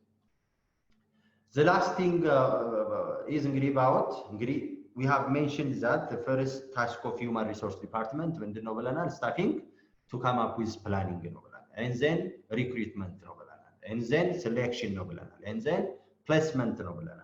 And then training and development ነው ብለናል። And finally after all these tasks has been done, the final thing ምንድነው? Performance appraisal ነው። You will control or assess the final result of all this እንትኖችን ማለት ነው። So performance appraisal የሚባለው what is it ነው? Performance appraisal, it is a formal assessment of how each employee is performing. This can be done quarterly, monthly or annually, but it is always advisable to do it quarterly. በየሶስት ወሩ ቢሰራ አድቫይዝ ይደረጋል። በአመት 4 ጊዜ ማለት ነው። በአመት 4 ጊዜ ቢሰራ performance appraisal ጥሩ ነው ይባላል። ያ ምን ማለት ነው ግን it doesn't mean that you only evaluate your employees quarterly. It doesn't mean that way. You need to evaluate your employee every day. You need to check and counter check the result of performance of your employees every day. ምን ሰራ፣ ምን አገኘ፣ ምን መጣ፣ እንዴት መጣ፣ ምን ማድረግ ይቻላል፣ ደካማ ጎናችን ምንድነው፣ ስህተቱ ምንድነው፣ ክፍተቱ ምንድነው? You need to admire always the problems, not the rewards. ሪዋርዱ አይደለም አድማየር መደረግ ያለበት፣ አፕሪሺየት መደረግ ያለበት ፕሮብሌም ነው። ሁሉ ጊዜ በአንድ ድርጅት ውስጥ your successes are your successes. Okay? የናንተ success ነው። በቃ you can't add any more on it. Okay? rather you will appraise ማድረግ of course ይቻላል።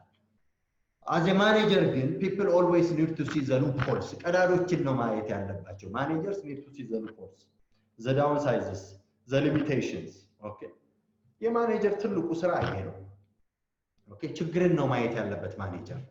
ይሄ ስላችሁ ደግሞ ፔሲሚስት ለማለት አይደለም፣ እንደዛም አይደለም። you need to appreciate the positive aspect or the positive performances.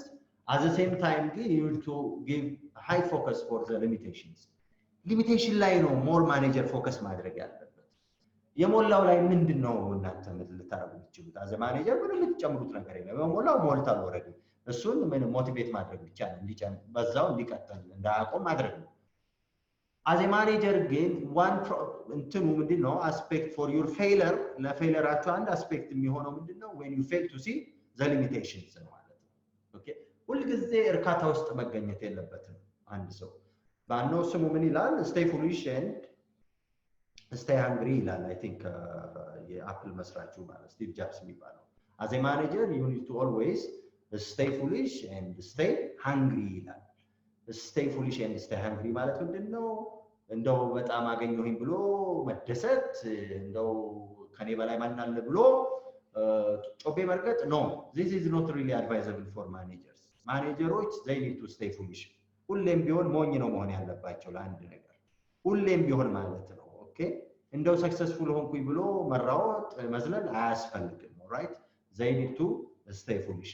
at the same time they need to stay hungry መራብ አለባቸው they need to add more ማለት ነው የተሻለ perform ለማድረግ መራብ አለባቸው እንጂ 100 ሚሊዮን ለምሳሌ ሰርቶ ፕላን አድርጎ 100 ሚሊዮን አቺቭ ስላደረገ yes ማለት የለበትም they need to think that ከዛ በላይ መሄድ እንዳለባቸው ማኔጀር አዜ ማኔጀር 100 ሚሊዮን አቺቭ አደረኩኝ ብሎ መዝለል የለበትም 100 ሚሊዮን ኦብጀክቲቭን ስላስቀመጠ ኖ እንደሱ ሳይሆን ማድረግ ያለበት they need to add more value ከ100 ሚሊዮን በላይ መስራት ነበረብኝ ብሎ ማሰብ ያስፈልጋል by next year no ከ100 ሚሊዮን ብር በላይ መስራት አለብኝ I need to make it 150 ሚሊዮን if they achieve 150 ሚሊዮን then they need more okay so you need to stay hungry ማለት ነው always ማለት ነው you need to stay hungry ማለት ነው as managers ማለት ነው okay እንጂ ብርጭቆ ላይ ግማሽ ውሃ ቢኖር ፖዚቲቭ ሰዎች ግማሽ ውሃ ነው ሲሉ ኔጌቲቭ ሰዎች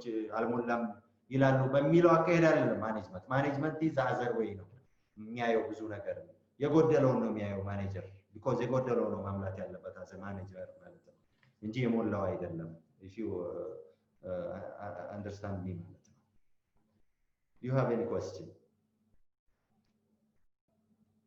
before I proceed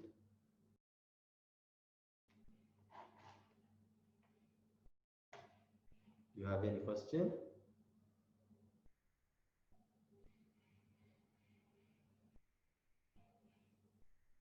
okay Ishihana Hanan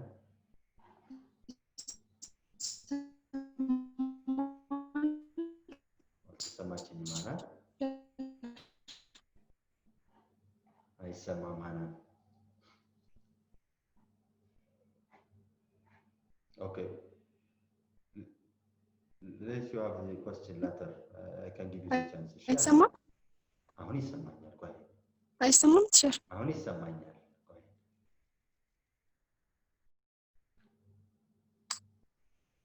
ኦፍ ጆብ ትሬኒንግ ላይ ማለት ነው እሺ ኢንፎርሜሽን ፕሮሰሲንግ እና ስቲሙሌሽን የሚለው ላይ እሱ ላይ እንትን ልበል ሲሙሌሽንስ እሺ no information processing ምንድነው setting up conferences and or discussion groups so as to generate ideas and discussion it uses experimental cases case studies and questionnaires ይላል ይሄ this is a type of training ነው ሌላ ምንም ሆኖ አይደለም እሺ ኮንፈረንስ ላይ you give them case ትሰጣላችሁ ለሰልጣኞች questionnaire ትበትናላችሁ about their idea of the training aspect the training element ምን እንደሆነ እሱን ኢቫሉዌት የምታደርጉበት መንገድ ነው ትሬኒንግ ብዙ ጊዜ ሲሰጥ እንደዛ ነው የሚደረገው በኬዝ ስተዲ ይሰጥና በዚህ ኬዝ ስተዲ ላይ ያላችሁን ሐሳብ ስጡኝ ይባላል ለምሳሌ በማስተርስ ሌቭል ወይ ፒኤችዲ ሌቭል ላይ this is the things that individuals as a student is given እንዲህ አይነት ነገር ነው የሚሰጥ ኬዝ ስተዲ ይሰጣቸውና please forward your idea about this management issue ይባላል ያንን ኬዝ ስተዲ ያነቡና if it is in group በግሩፕ ቁጭ ብለው ይወያዩበታል ይሄ ኬዝ እንዲህ ነው ችግሩ ይሄ ነው መፈታት ያለበት በዚህ መልኩ ነው ይባላል otherwise ደግሞ ኤክስፐሪመንታል ኬዞች ይሰጣሉ that depends ደግሞ በኤሪያው አይነት ይለያያል questionnaire ደግሞ ይበተናል open ended and close ended questionnaire የሚባሉ አሉ ዝግ ጥያቄዎችና ልቅ ጥያቄዎች yes or no ብላችሁ የምትመልሱት is an close ended question ነው open ended question ደግሞ የእናንተን አናሊቲካል የሆነ ሐሳብ የምትገልጹበት ነው about a certain aspect ይሄ ከሰልጣኙ የሚሰጣችሁ ሐሳብ ነው it is a discussion point ይሰጣችሁና in that discussion point ያላችሁን የማኔጅመንት አስፔክት ያላችሁን ስኪል የምትገልጹበት መንገድ ነው የስልጠና አይነት ነው ሰው ራሱን የሚያስተምርበት የስልጠና አይነት ባይዚ ኮንፈረንስ ኦርጋናይዘሮች የሚሰጥ የተለያየ ሜተድ ነው simulations ደግሞ የሚለው it gives trainees the chance to encounter important aspects of a job in a safe environment where they are free to perform experimentally or to make mistakes ይባላል this method is expensive but effective as well ይሄ እንደ አንድ ጥሩ ኤግዛምፕል የወሰድኩት ምንድነው ሲሙሌሽን ስልጠና ፓርቲኩላርሊ በአየር መንገዳችን ይሰጣል ሲሙሌሽን ስልጠና ለፓይለቶች ለምሳሌ ሲሰጥ ምንድነው ሲሙሌተር አለ እዛ አሰልጣኛ እንትን ውስጥ ማለት ነው እዛ ሲሙሌተር ውስጥ ይገቡና they just perform ማለት ነው ፓይለቶች they act like እንደ ፓይለት አክት ያደርጋሉ አዚፍ አውሮፕላን ውስጥ ያሉ ያህል ነው የሚሰማቸው and then ያንን ስልጠና ይወስዳሉ as if አውሮፕላን እያበሩ so they are free to make mistakes because የሚከሰከስ አይደለም ምን አይደለም ግን from that mistakes they learn ማለት ነው ይማራሉ ማለት ነው as a training ማለት ነው so እንዲህ አይነቱ ነገር ነው እንግዲህ የሲሙሌሽን ስልጠና የሚባለው ሌሎቹም እንደዛው ሰልጣኞች ለምሳሌ as an accountant they are given the chance to perform transaction እንዲሰሩ ይፈቀድላቸዋል እስቲ ሞክሩት ስሩት ተብሎ however ግን by nature ምንድነው ይላቸዋል this kind of ስልጠና ደግሞ expensive ነው because of technological aspectም ሊሆን ይችላል because of time consuming ሊሆን ስለሚችል ማለት ነው am I clear Hanan it is a type of training ነው እሺ ሌላ የተለየ ነገር ነው አይደል am I clear Hanan hello እሺ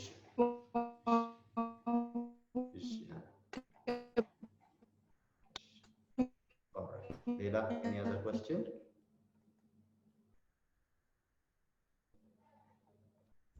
Any other question? Leila, ጥያቄ ያለው? ገብቶኛል። እሺ አለ። Any other question? Okay. All right. Now let's proceed to performance appraisal. እንግዲህ performance appraisal እንደነገርኳችሁ is a final task in the እንትን ውስጥ በሂውማን ሪሶርስ አድሚኒስትሬሽን ውስጥ በስታፊንግ ውስጥ እንደ ፋይናል ስራ የሚቆጠር ነው ማለት ነው performance approval. When you እንግዲህ hire there are certain procedures or criteria that has to be used. እንግዲህ finally ግን after you hire an individual you need to perform their performance you need to evaluate their performance መመዘን ያስፈልጋል ስራቸው ማለት ነው when መቼ በየቀኑ ብያቸዋለሁ ግን usually መንግስት ራሱ advise የሚያደርገው በኳርተርሊ ቢሆን ጥሩ ነው ይላል በየሶስት ወሩ ቢሆን ጥሩ ነው የአንድን ሰው performance ለመለካት ኦፊሻል የሆነ ትልቁን performance we will come to the scales and graphic rating የሚለው ላይ ስንመጣ ምንድነው አንድ ሰው የሚመዘነው የሚለው ይታያል ማለት ነው ማን ነው የሚመዝነው we will come to it. It is a formal assessment of how each employee is performing. That's all. The definition is, it is how employees are acting or performing below. You evaluate them or measure them quarterly, annually, or monthly. It defines expectation for employees. It defines expectations for employees' performance, measuring, evaluating, recording employees' performance related to expectations, and providing them feedback to the employees. Now, you perform and you give them feedback. Okay? You perform and you don't evict them. Okay? But you perform and you give them feedback. If they are successful in their task, you appreciate them, you appraise them, you give them motivation, inspire them, and you give them incentives. If they are low in their performance, then you give them training, you assign them a coach, or you tutor them. This is the way how you make performance appraisal. The major purposes of performance appraisal. The first one is to influence employees' performance and development in a positive way. Negative አይደለም ማለት ነው. People feel that performance appraisal or measurement ሲባል ወይም evaluation ሲባል always የሚያስቡት ምንድነው? They feel that they are going to be marginalized as a result of their performance ማለት ነው በተለይ ደግሞ individuals who are low performing ምንድነው የሚያስቡት performance ለነሱ it is their mortal enemy ነው በጣም እንደው እንትናቸው የምን ጊዜም ጠላታቸው performance የሚባል ለምን because they feel that in their earlier እንትንም ሊሆን ይችላል አስተዳደጋቸውም ሊሆን ይችላል in their earlier experience ሊሆን ይችላል performance የሚባለው ነገር በአእምሮአቸው ውስጥ የተቀረጸው to bring the negative side of their እንትን ነው የሚመስላቸው activity ነው የሚመስላቸው ጊዜ ግን people are always in limitation በሊሚቴሽን ውስጥ ናቸው ያሉት ሰዎች ሁሉ ጊዜ ማለት ነው so they need to solve this limitation by training by development and everything that really boosts their performance. So the first thing እንግዲህ እንደሚነግራችሁ እዚህ ጋር ምንድነው to influence employees performance and in a positive way ነው so performance appraisal is not a negative tool ማለት ነው that punishes individuals or employees of course ሰዎች አሉ ይሄንን የሚጠቀሙበት negatively of course አሉ በስራ አጋጣሚ ላይ of course ይኖራል because we are talking practically የምንነጋገረው ነገር ስለሆነ The second one is to determine merit pay increases. If people score successful results, they need to be upgraded in their payment, in their salary. ይሄ ግን የሚመጣው ምንድነው? ጥሩ ውጤት ሲያስመዘግቡ ነው። በአንዳንድ ካምፓኒ ውስጥ ምንድነው መሰረታዊ ችግር የሚታየው? በተለይ ኢትዮጵያ ውስጥ ያሉ ካምፓኒዎች ደሞዝ ጭማሪ ሲባል ለሁሉም አንድ አይነት ደሞዝ ጭማሪ ይጨምራሉ። ያ ማለት ለሰነፉም ለጎበዙ ይጨምራል ደሞዝ። not because of their merit, simply መጨመር በስራቸው ሳይሆን በቃ ባለቤቱ ይጨመርላቸው ብሎ አሁን እናንተ እና ታዲያ ባለቤቱ ጥሩ አደረገ ልትሉ ትችላላችሁ። no, it discourages the individual who performs high. ለሁሉም ዝም ብሎ ለሚሰራው ለማይሰራው መጨመር መሰረታዊ ችግር ያመጣል። አንደኛው ምንድነው? it discourages individuals who perform high. ስለዚህ ነው ባልሰራስ ታዲያ ደሞዝ በዚህ መልኩ ከተጨመረልኝ ምን ችግር አለው? ለምን ሰራለሁ ወደሚል ሐሳብ ይወስዳል። so it discourages individuals to perform less ማለት ነው። if you always increase the salary to those who also perform low, then those individuals who perform high will decrease in terms of their motives, in terms of their inspiration. Okay, ስለዚህ you need to appraise or measure in order to determine merit pay increase ለማድረግ ማለት ነው። The third one, planning future performance goals. ይሄ ባለፈው እንደነገርኳችሁ ነው። You plan 100 million, okay, for 2012. Based on your assessment of 2012, then you plan 150 million per year, okay? And you plan 150 million per year based on the performance appraisal, based on the performance record of your employees, okay? በእነሱ ላይ መሰረት አድርጋችሁ እንጂ ዝም ብላችሁ አትጭኑም። okay? If you give them 100 million ሰጥቷችኋቸው, if they score 80 million, 100 ሚሊዮን ስለመሙላት ነው እንጂ መጨነቅ ያለባችሁ 80 ሚሊዮን ስላገኙ 150 ላድርጎ ብላችሁ አይደለም ማሰብ ያለባችሁ። ኦኬ።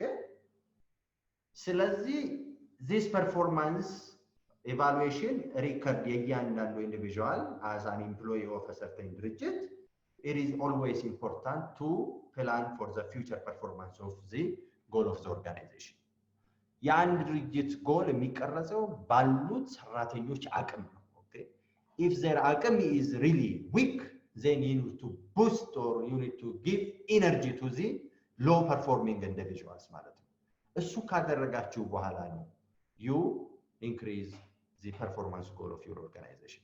እሱ ባላደረጋችሁበት ግን if you aspire more goals, the failure is not the employees issue, it is the issue of the manager or the owner manager.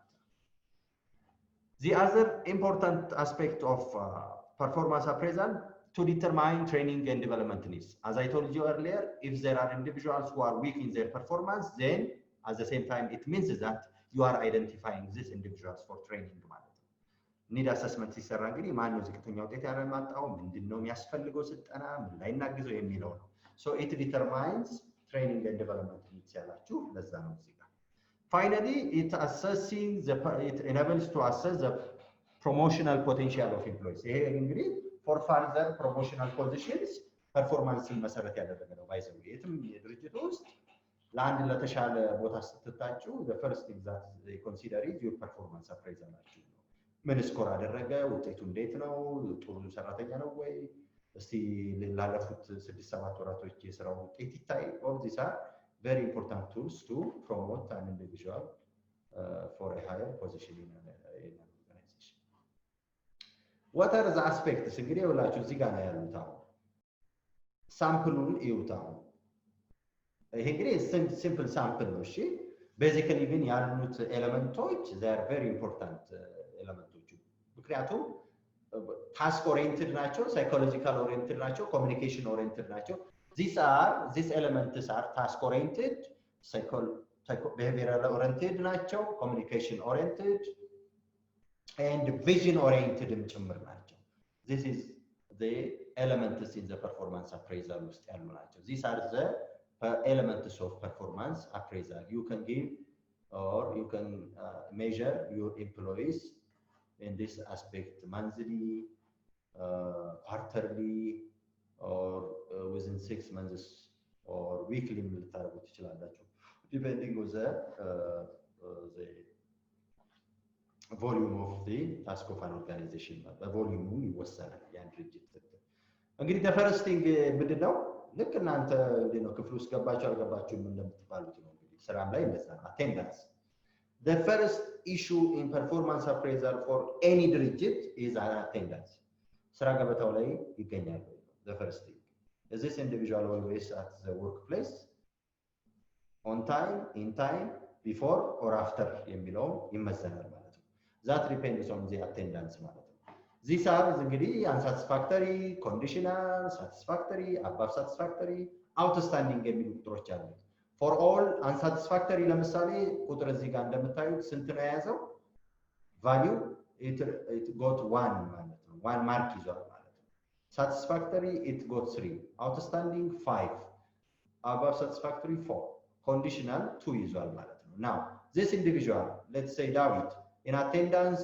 he got 3 okay conditional የሚለው ስለሆነ sorry 2 አግኝቷል ይሄው እዚህ ጋር እሺ 2 አግኝቷል ያ ማለት ምን ማለት ነው we will come to its conclusion by the way ምን ማለት እንደሆነ ማለት ነው ይሄ ማለት this is format ነው ለአንድ ግለሰብ መመዘኛ ፎርማት ነው this format is given to the managers by the way ለማኔጀሮች ነው የሚሰጠው በማኔጀሮች ነው የሚወጣው አንድን ግለሰብ ፐርፎርማንሱ ኢቫሉዌት ሲደረግ ማለት ነው ማኔጀሮች ናቸው ብዙ ጊዜ it is advisable to be an individual is always advisable to be evaluated by their higher managers or by their supervisor ካቀርባ ባለቆቻቸው ቢመዘኑ ይመረጣል attendance if the company has an attendance and got the attendance of Mr. David is always on and off ማለት ነው 2 ማለት it is the least mark from out of 5 ማለት ነው least mark ነው average እንኳን አይደለም so 2 አግኝቷል appearance ማለት your physical appearance ነው if you are sloppy if you are really sloppy ማለት ዝርክርክ ማለት if you are sloppy then you are unfit to that organization because image building by itself is one aspect in appearance ማለት ነው in an organization image building by itself is one aspect ነው but image building በጣም ትልቅ aspect ነው ማለት ነው image building can be made by the employees of the organization ነው በሰራተኞች ነው image build የሚደረገው if one company fails to build an image then it fails in its objective realization በቃ one ምንም ይሄ እንትን የለውም እሺ appearance therefore it matters ማለት ነው this person David satisfactory ነው ያገኘው in a sense score 3 ማለት ነው እዚህ ጋር 3 አግኝቷል ማለት ነው okay ቀጥሎ dependability is this individual dependable ታማኝ ነው okay ለድርጅቱ okay ለሚሰራው ስራ ለጓደኞቹ is he or she dependable ነው ምንተማመንባት ናት ምንተማመንበት ነው if that person is like pendulum like እንዲንዲኒ ዝም ብሎ በዋልፈሰስ ምንለው አይነት individual ከሆነ this is not a dependable individual if this individual always acts against the interest of the company then he or she is against the objective of the company therefore they are not going to be dependable ማለት ነው dependable ያልሆኑ ናቸው ይባላል so እዚህ ጋም this individual 3 አገኘ quality of work እንግዲህ this is task oriented ነው ይሄ ደግሞ task oriented ነው dependable ምናምን it is behavioral ነው እሺ appearance it is personality question ነው attendance it shows your personality ምን ያህል serious ናቸው የሚለውን የሚያሳይ ነው are you following me እየተከተላችሁኝ ነው Are you following me? Yes. Okay. Yes. All right. Is it clear? Yeah. Good. All right. So quality of work that depends on the tasks that you give them. ይሄ ደግሞ task oriented ነው. You give them tasks and you accomplish they accomplish them successfully or otherwise. ስለዚህ you give them a task ስኮር ታደርጋላችሁ ማለት ነው. በ6 ወር በ3 ወር በ2 ወር ምናምን በቆየ ቁጥር of course ብዙ የሚረሱ ነገሮች አሉ whatever ግን all in all you will give them an average ትሰጧቸዋላችሁ ለሰሩት ስራ ማለት ነው ቢቆይም እንኳን so task oriented ነው so this person satisfactory ነው 3 አግኝቷል ማለት ነው ኳንቲቲ ኦፍ ወርክ this is the volume ደግሞ የሚያሳይ ነው የተሰጡትን ሁሉንም ስራዎች አጠናቋል ወይስ የቀሩት ይበዛሉ የሚለው የሚታይበት ነው this is again task oriented ነው ብያቸዋለሁ relationship with others ይለናል እዚህ ጋር ደግሞ so this individual this David above satisfactory ነው so he got 4 ማለት ነው relationship with others it shows your humanity your personality your human skill in terms of communication የሚያሳይ ነው ጠባጫሪ ከሆነ ነው nagging person ከሆነ ይሄ እንዲህ አይነት ሰዎች ከሆኑ ደግሞ ሚስቺፍ የሚያደርጉ ኢንዲቪጁዋልስ ከሆኑ ደግሞ they are not going to be taken seriously ማለት ነው however this individual he got above satisfactory ስለዚህ he got 4 ማለት ነው በዚህ ጉዳይ ላይ job knowledge እንግዲህ የተቀጠራችሁበት ነው የምትሰሩትን ስራ ታውቁታላችሁ ይሰጣችኋል that depends እንግዲህ on the ቅጥር ሪክሩትመንት ላይ ዋናው መሰረቱ እንግዲህ ሪክሩትመንት ላይ ነው ሪክሩትመንት ላይ የተበላሸ አካሄድ ከሆነ የተከተለው ድርጅቱ እዚህ ጋር ቢመጣና ነው ይሄ ሰውዬ job knowledge የለውም ቢል የማኔጀሩ ችግር ሳይሆን የራሱ የልጁ ችግር ሳይሆን የማኔጀሩ ነው የሚሆነው so job knowledge rather than being unsatisfactory can be on conditional can be on satisfactory can be on rather it is advisable 4 እና 5 ማለት because limitations ስለሚኖሩ ማለት ነው 4 ላይ limitation 5 ላይ understanding that means that this person is fit ማለት ነው ጥሩ ነው ማለት ነው speed of work performed now it shows speedaችሁን እንግዲህ የሚያሳይ ነው ፍጥነት ነው ወሬኛ ነው ቀርፋፋ ነው ወይ ወሬን ሳይወራ ነው ወይ እየሰራ ነው ወይ ላውዚ ነው ወይ የሻይ ሰዓት ብሎ ይወጣል ወይ all these are እንትኖች ቅዳሜ እሑድ ይላል ወይ ስራውን በተገቢው ሰዓትና በተገቢው ቦታ ይሰራል ወይ all these are the areas you consider your evaluation or your measurement ማለት ነው now you add each of them ማለት ነው each of the marks 1 3 3 3 ስንት አሉን 4 4 ስንት አለን 5 ስንት አለን well 5 በአጋጣሚ ምንም የለም so this individual እዚህ ጋር እንደምታዩት ተደምሮለታል ስንት እንዳገኘ ይሄው እዚህ ጋር ጠቅላላ ተሰብስቦለታል ድምሩ ውጤት 26 ይለናል 26 ማለት ለተዘረዘሩት ጠቅላላ 8 ጥያቄዎች በእያንዳንዱ እርከን ላይ ማክሲመሙ ከ5 ሆኖ 26 አግኝቷል ነው ከ40 ነበር የሚሆነው ማለት ነው በሌላ ቋንቋ ስለዚህ 26 አግኝቷል 26 ደግሞ ማለት let us divide it into 8 because measuring ኤሌመንቶቹ they are 8 ስለዚህ ሲካፈል ለ8 ታረጉታላችሁ 26 ሲካፈል ለ8 3.25 out of 5 ማለት ነው so the rating scale ስንት ነው 3.25 but fortunately ይሄ ኢንዲቪጁዋል አልፏል ማለት ነው because out of 5 እንግዲህ 2.5 በታች ከሆነ it is in hazard ውስጥ ያለ ሰው ነው ማለት ነው red light ውስጥ ያለ ነው ማለት ነው so red light ውስጥ ያለ ሰው ደግሞ it requires በጣም ትልቅ ኢነርጂ ይፈልጋል in order to boost their performance in order to increase their performance ማለት ነው okay boost up their performance ማለት ነው now so የቱ ጋር ነው አሁን ለዚህ ሰው የትሬኒንግ የሚሰጠው which area is to be considered for this individual ማን ይሞክራል እድሉን ሰጣችሁ ኒድ አሰስመንት ስሩ ብትባሉ በዚህ ላይ አቶ ዳዊት ምን ስልጣን ያስፈልጋል እሺ first of all the least ማርክ ያገኘው አቴንዳንስ ላይ ነው አቴንዳንስ ላይ ምን ያህል ሲሪየስ መሆን እንዳለበት ትሬኒንግ መሰጠት አለበት አቴንዳንስ ሲሪየስ መሆኑና አንድ ሰው ስራ ሰራው ካለ አቴንድ ማድረግ አለበት አቴንድ ሳያደርግ አንድን ስራ መስራት አይችልም አፒራንስ ላይ ዲፔንደቢሊቲ ኳሊቲ ኦፍ ወርክ እነዚህ ላይም ትሬኒንግ ያስፈልጋል ማለት 3 ነው ያገኘው ላይክ እንዴት ማሳደግ እንዳለበት አፒራንሱ እንዴት ማስተካከል እንዳለበት የቢሮ ስራ ከሆነ ፎርማል መሆን እንዴት መቻል እንዳለበት ፎርማል ስንሆን ነው ካስተመሮቻችንን አትራክት ማድረግ የምንችልና ኢሜጃችንን ቢውልድ ማድረግ የምንችለው ዲፔንደቢሊቲ ደግሞ እንዴት ያሰው ሲሪየስ ሲሆንና የተሰጠውን ታስክ በደንብ መስራት ሲችልና ፓንክቹዌት ሲሆን ለተሰጠው ስራ እዚህ ሰው ላይ ለምሳሌ ማናጀሩ የሆነ ታስክ ሊሰጠው የሚችለው እሱ ላይ ዲፔንድ መሆን ሲችልና ፓንክቹዋል ከሆነ የተሰጠውን ስራ በጊዜው መጨረስ የሚችል ከሆነ ነው ኳሊቲ ኦፍ ወርኩን ስራውን እንዴት በኳሊቲ መስራት እንዳለበት በሩጫ ሳይሆን በጥራትም መሆን እንዳለበት እነዚህ ላይ እና ተጨማሪ ስፒድ ኦፍ ወርክ ፐርፎርማንስ ላይ በጣም አስፈላጊ ቤዚክ የሚባሉ ትሬኒንግ ያስፈልጋል ሌሎቹ ላይ 4 ያገኘበት ላይ ደግሞ የማሻሻያ ጥሩ እየሰራ ነው ግን እንዴት 5 ማምጣት እንደሚችል እንዴት ማሻሻል እንደሚችል ትሬኒንግ መስጠት። Okay, thank you, Lydia. The other questions that I need to forward to all of you to participate እንግዲህ ምንድነው ሚስማች አይታያችሁም ወይ ስኮሮቹ ላይ?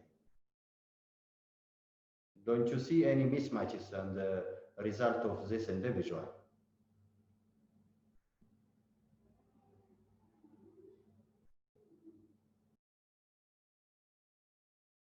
I'm giving you the question. Observe the table or the graph and identify the problem. Identify the problem. Where is the problem? Mismatch አይታያችሁም?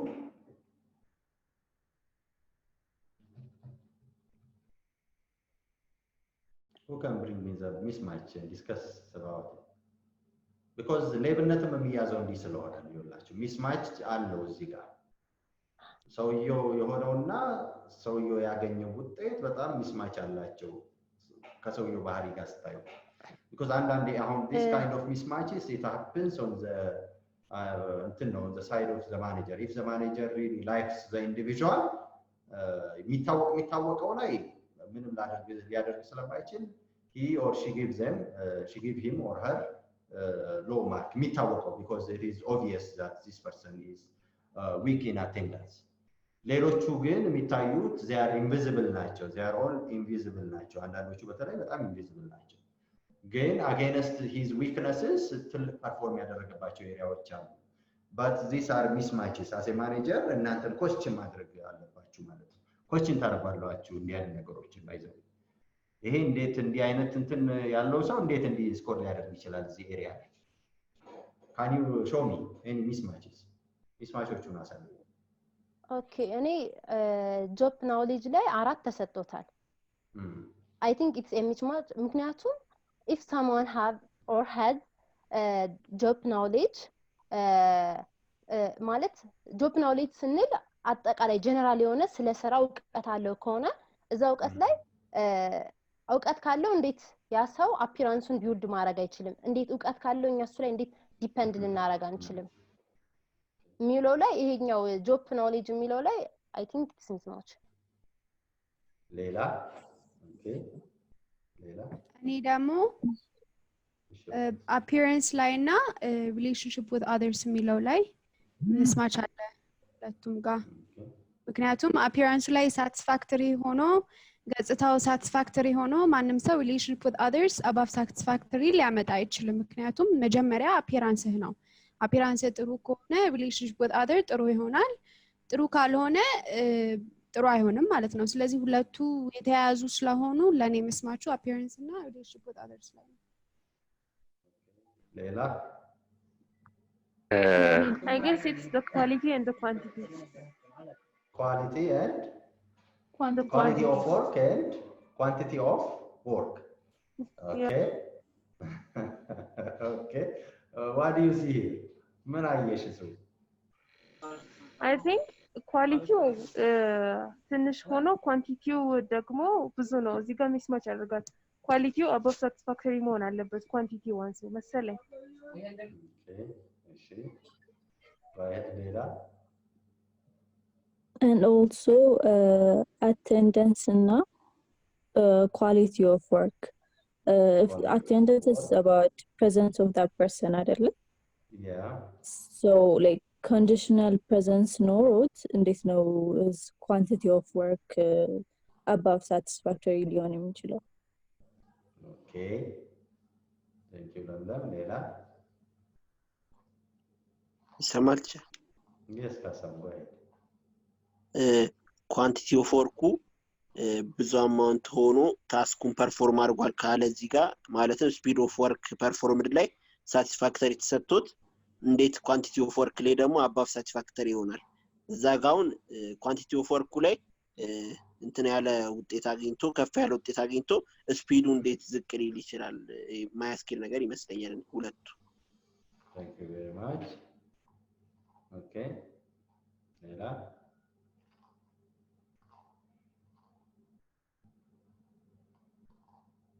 okay now I think you understand what I mean by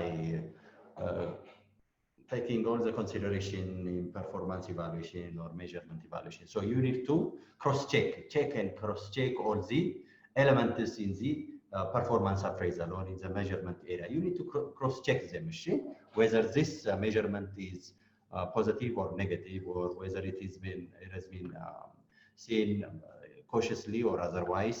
እኚህ ነገሮች በደንብ ተደርገው መታየት ይችላሉ as a result of this table። ይሄ ቴብል ላይ ነው እንግዲህ ብዙ የተነጋገርነው። This is the standard type of performance evaluation graph ነው። ይሄ ስታንዳርዱ ነው። እሺ standard type of performance evaluation graph ነው። So am I clear on the performance evaluation elements? Am I clear? So it measures the task, it measures the personality, it measures the vision, it measures the communication aspect of an employee. ይሄ ጥሩ ብዙ ቦታዎችን የዳሰሰ የፐርፎርማንስ ኢቫሉዌሽን አይነት ነው ለማለት ነው። Okay, the last task of human resource or staffing እምንለው የመጨረሻው እንግዲህ ስራው ምንድነው? after እንግዲህ after appraisal እንግዲህ ስራ the first is transfer ማድረግ transfer can be እንግዲህ ፖዚቲቭም ነው ኔጌቲቭም ነው transfer. It can be shifting a person from one job organization level or location to another.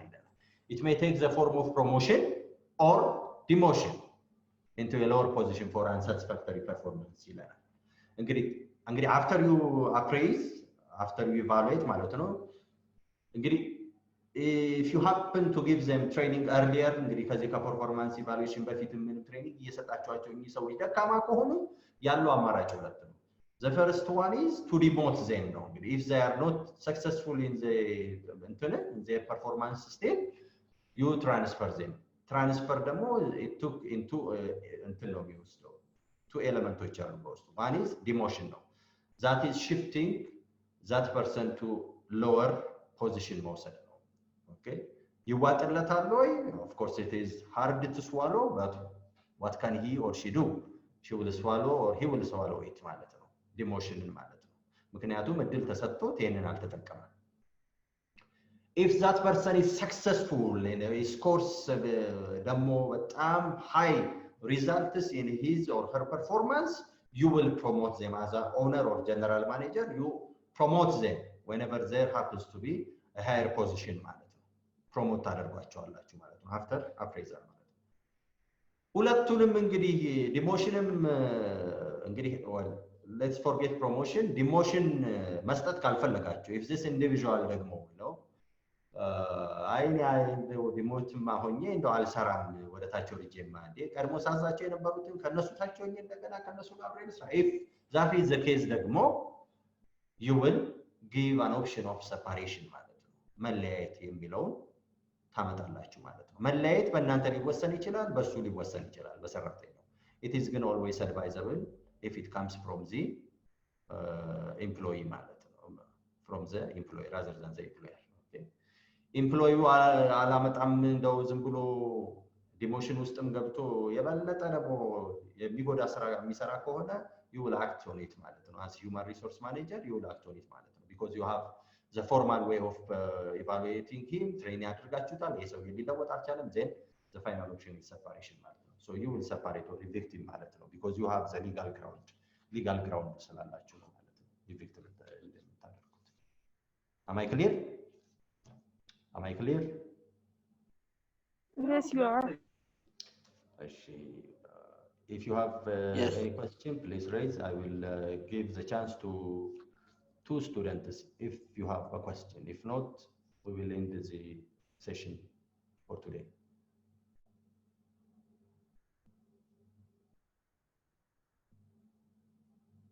Okay, no question. All right. So thank you very much for the active participation and see you by the next session.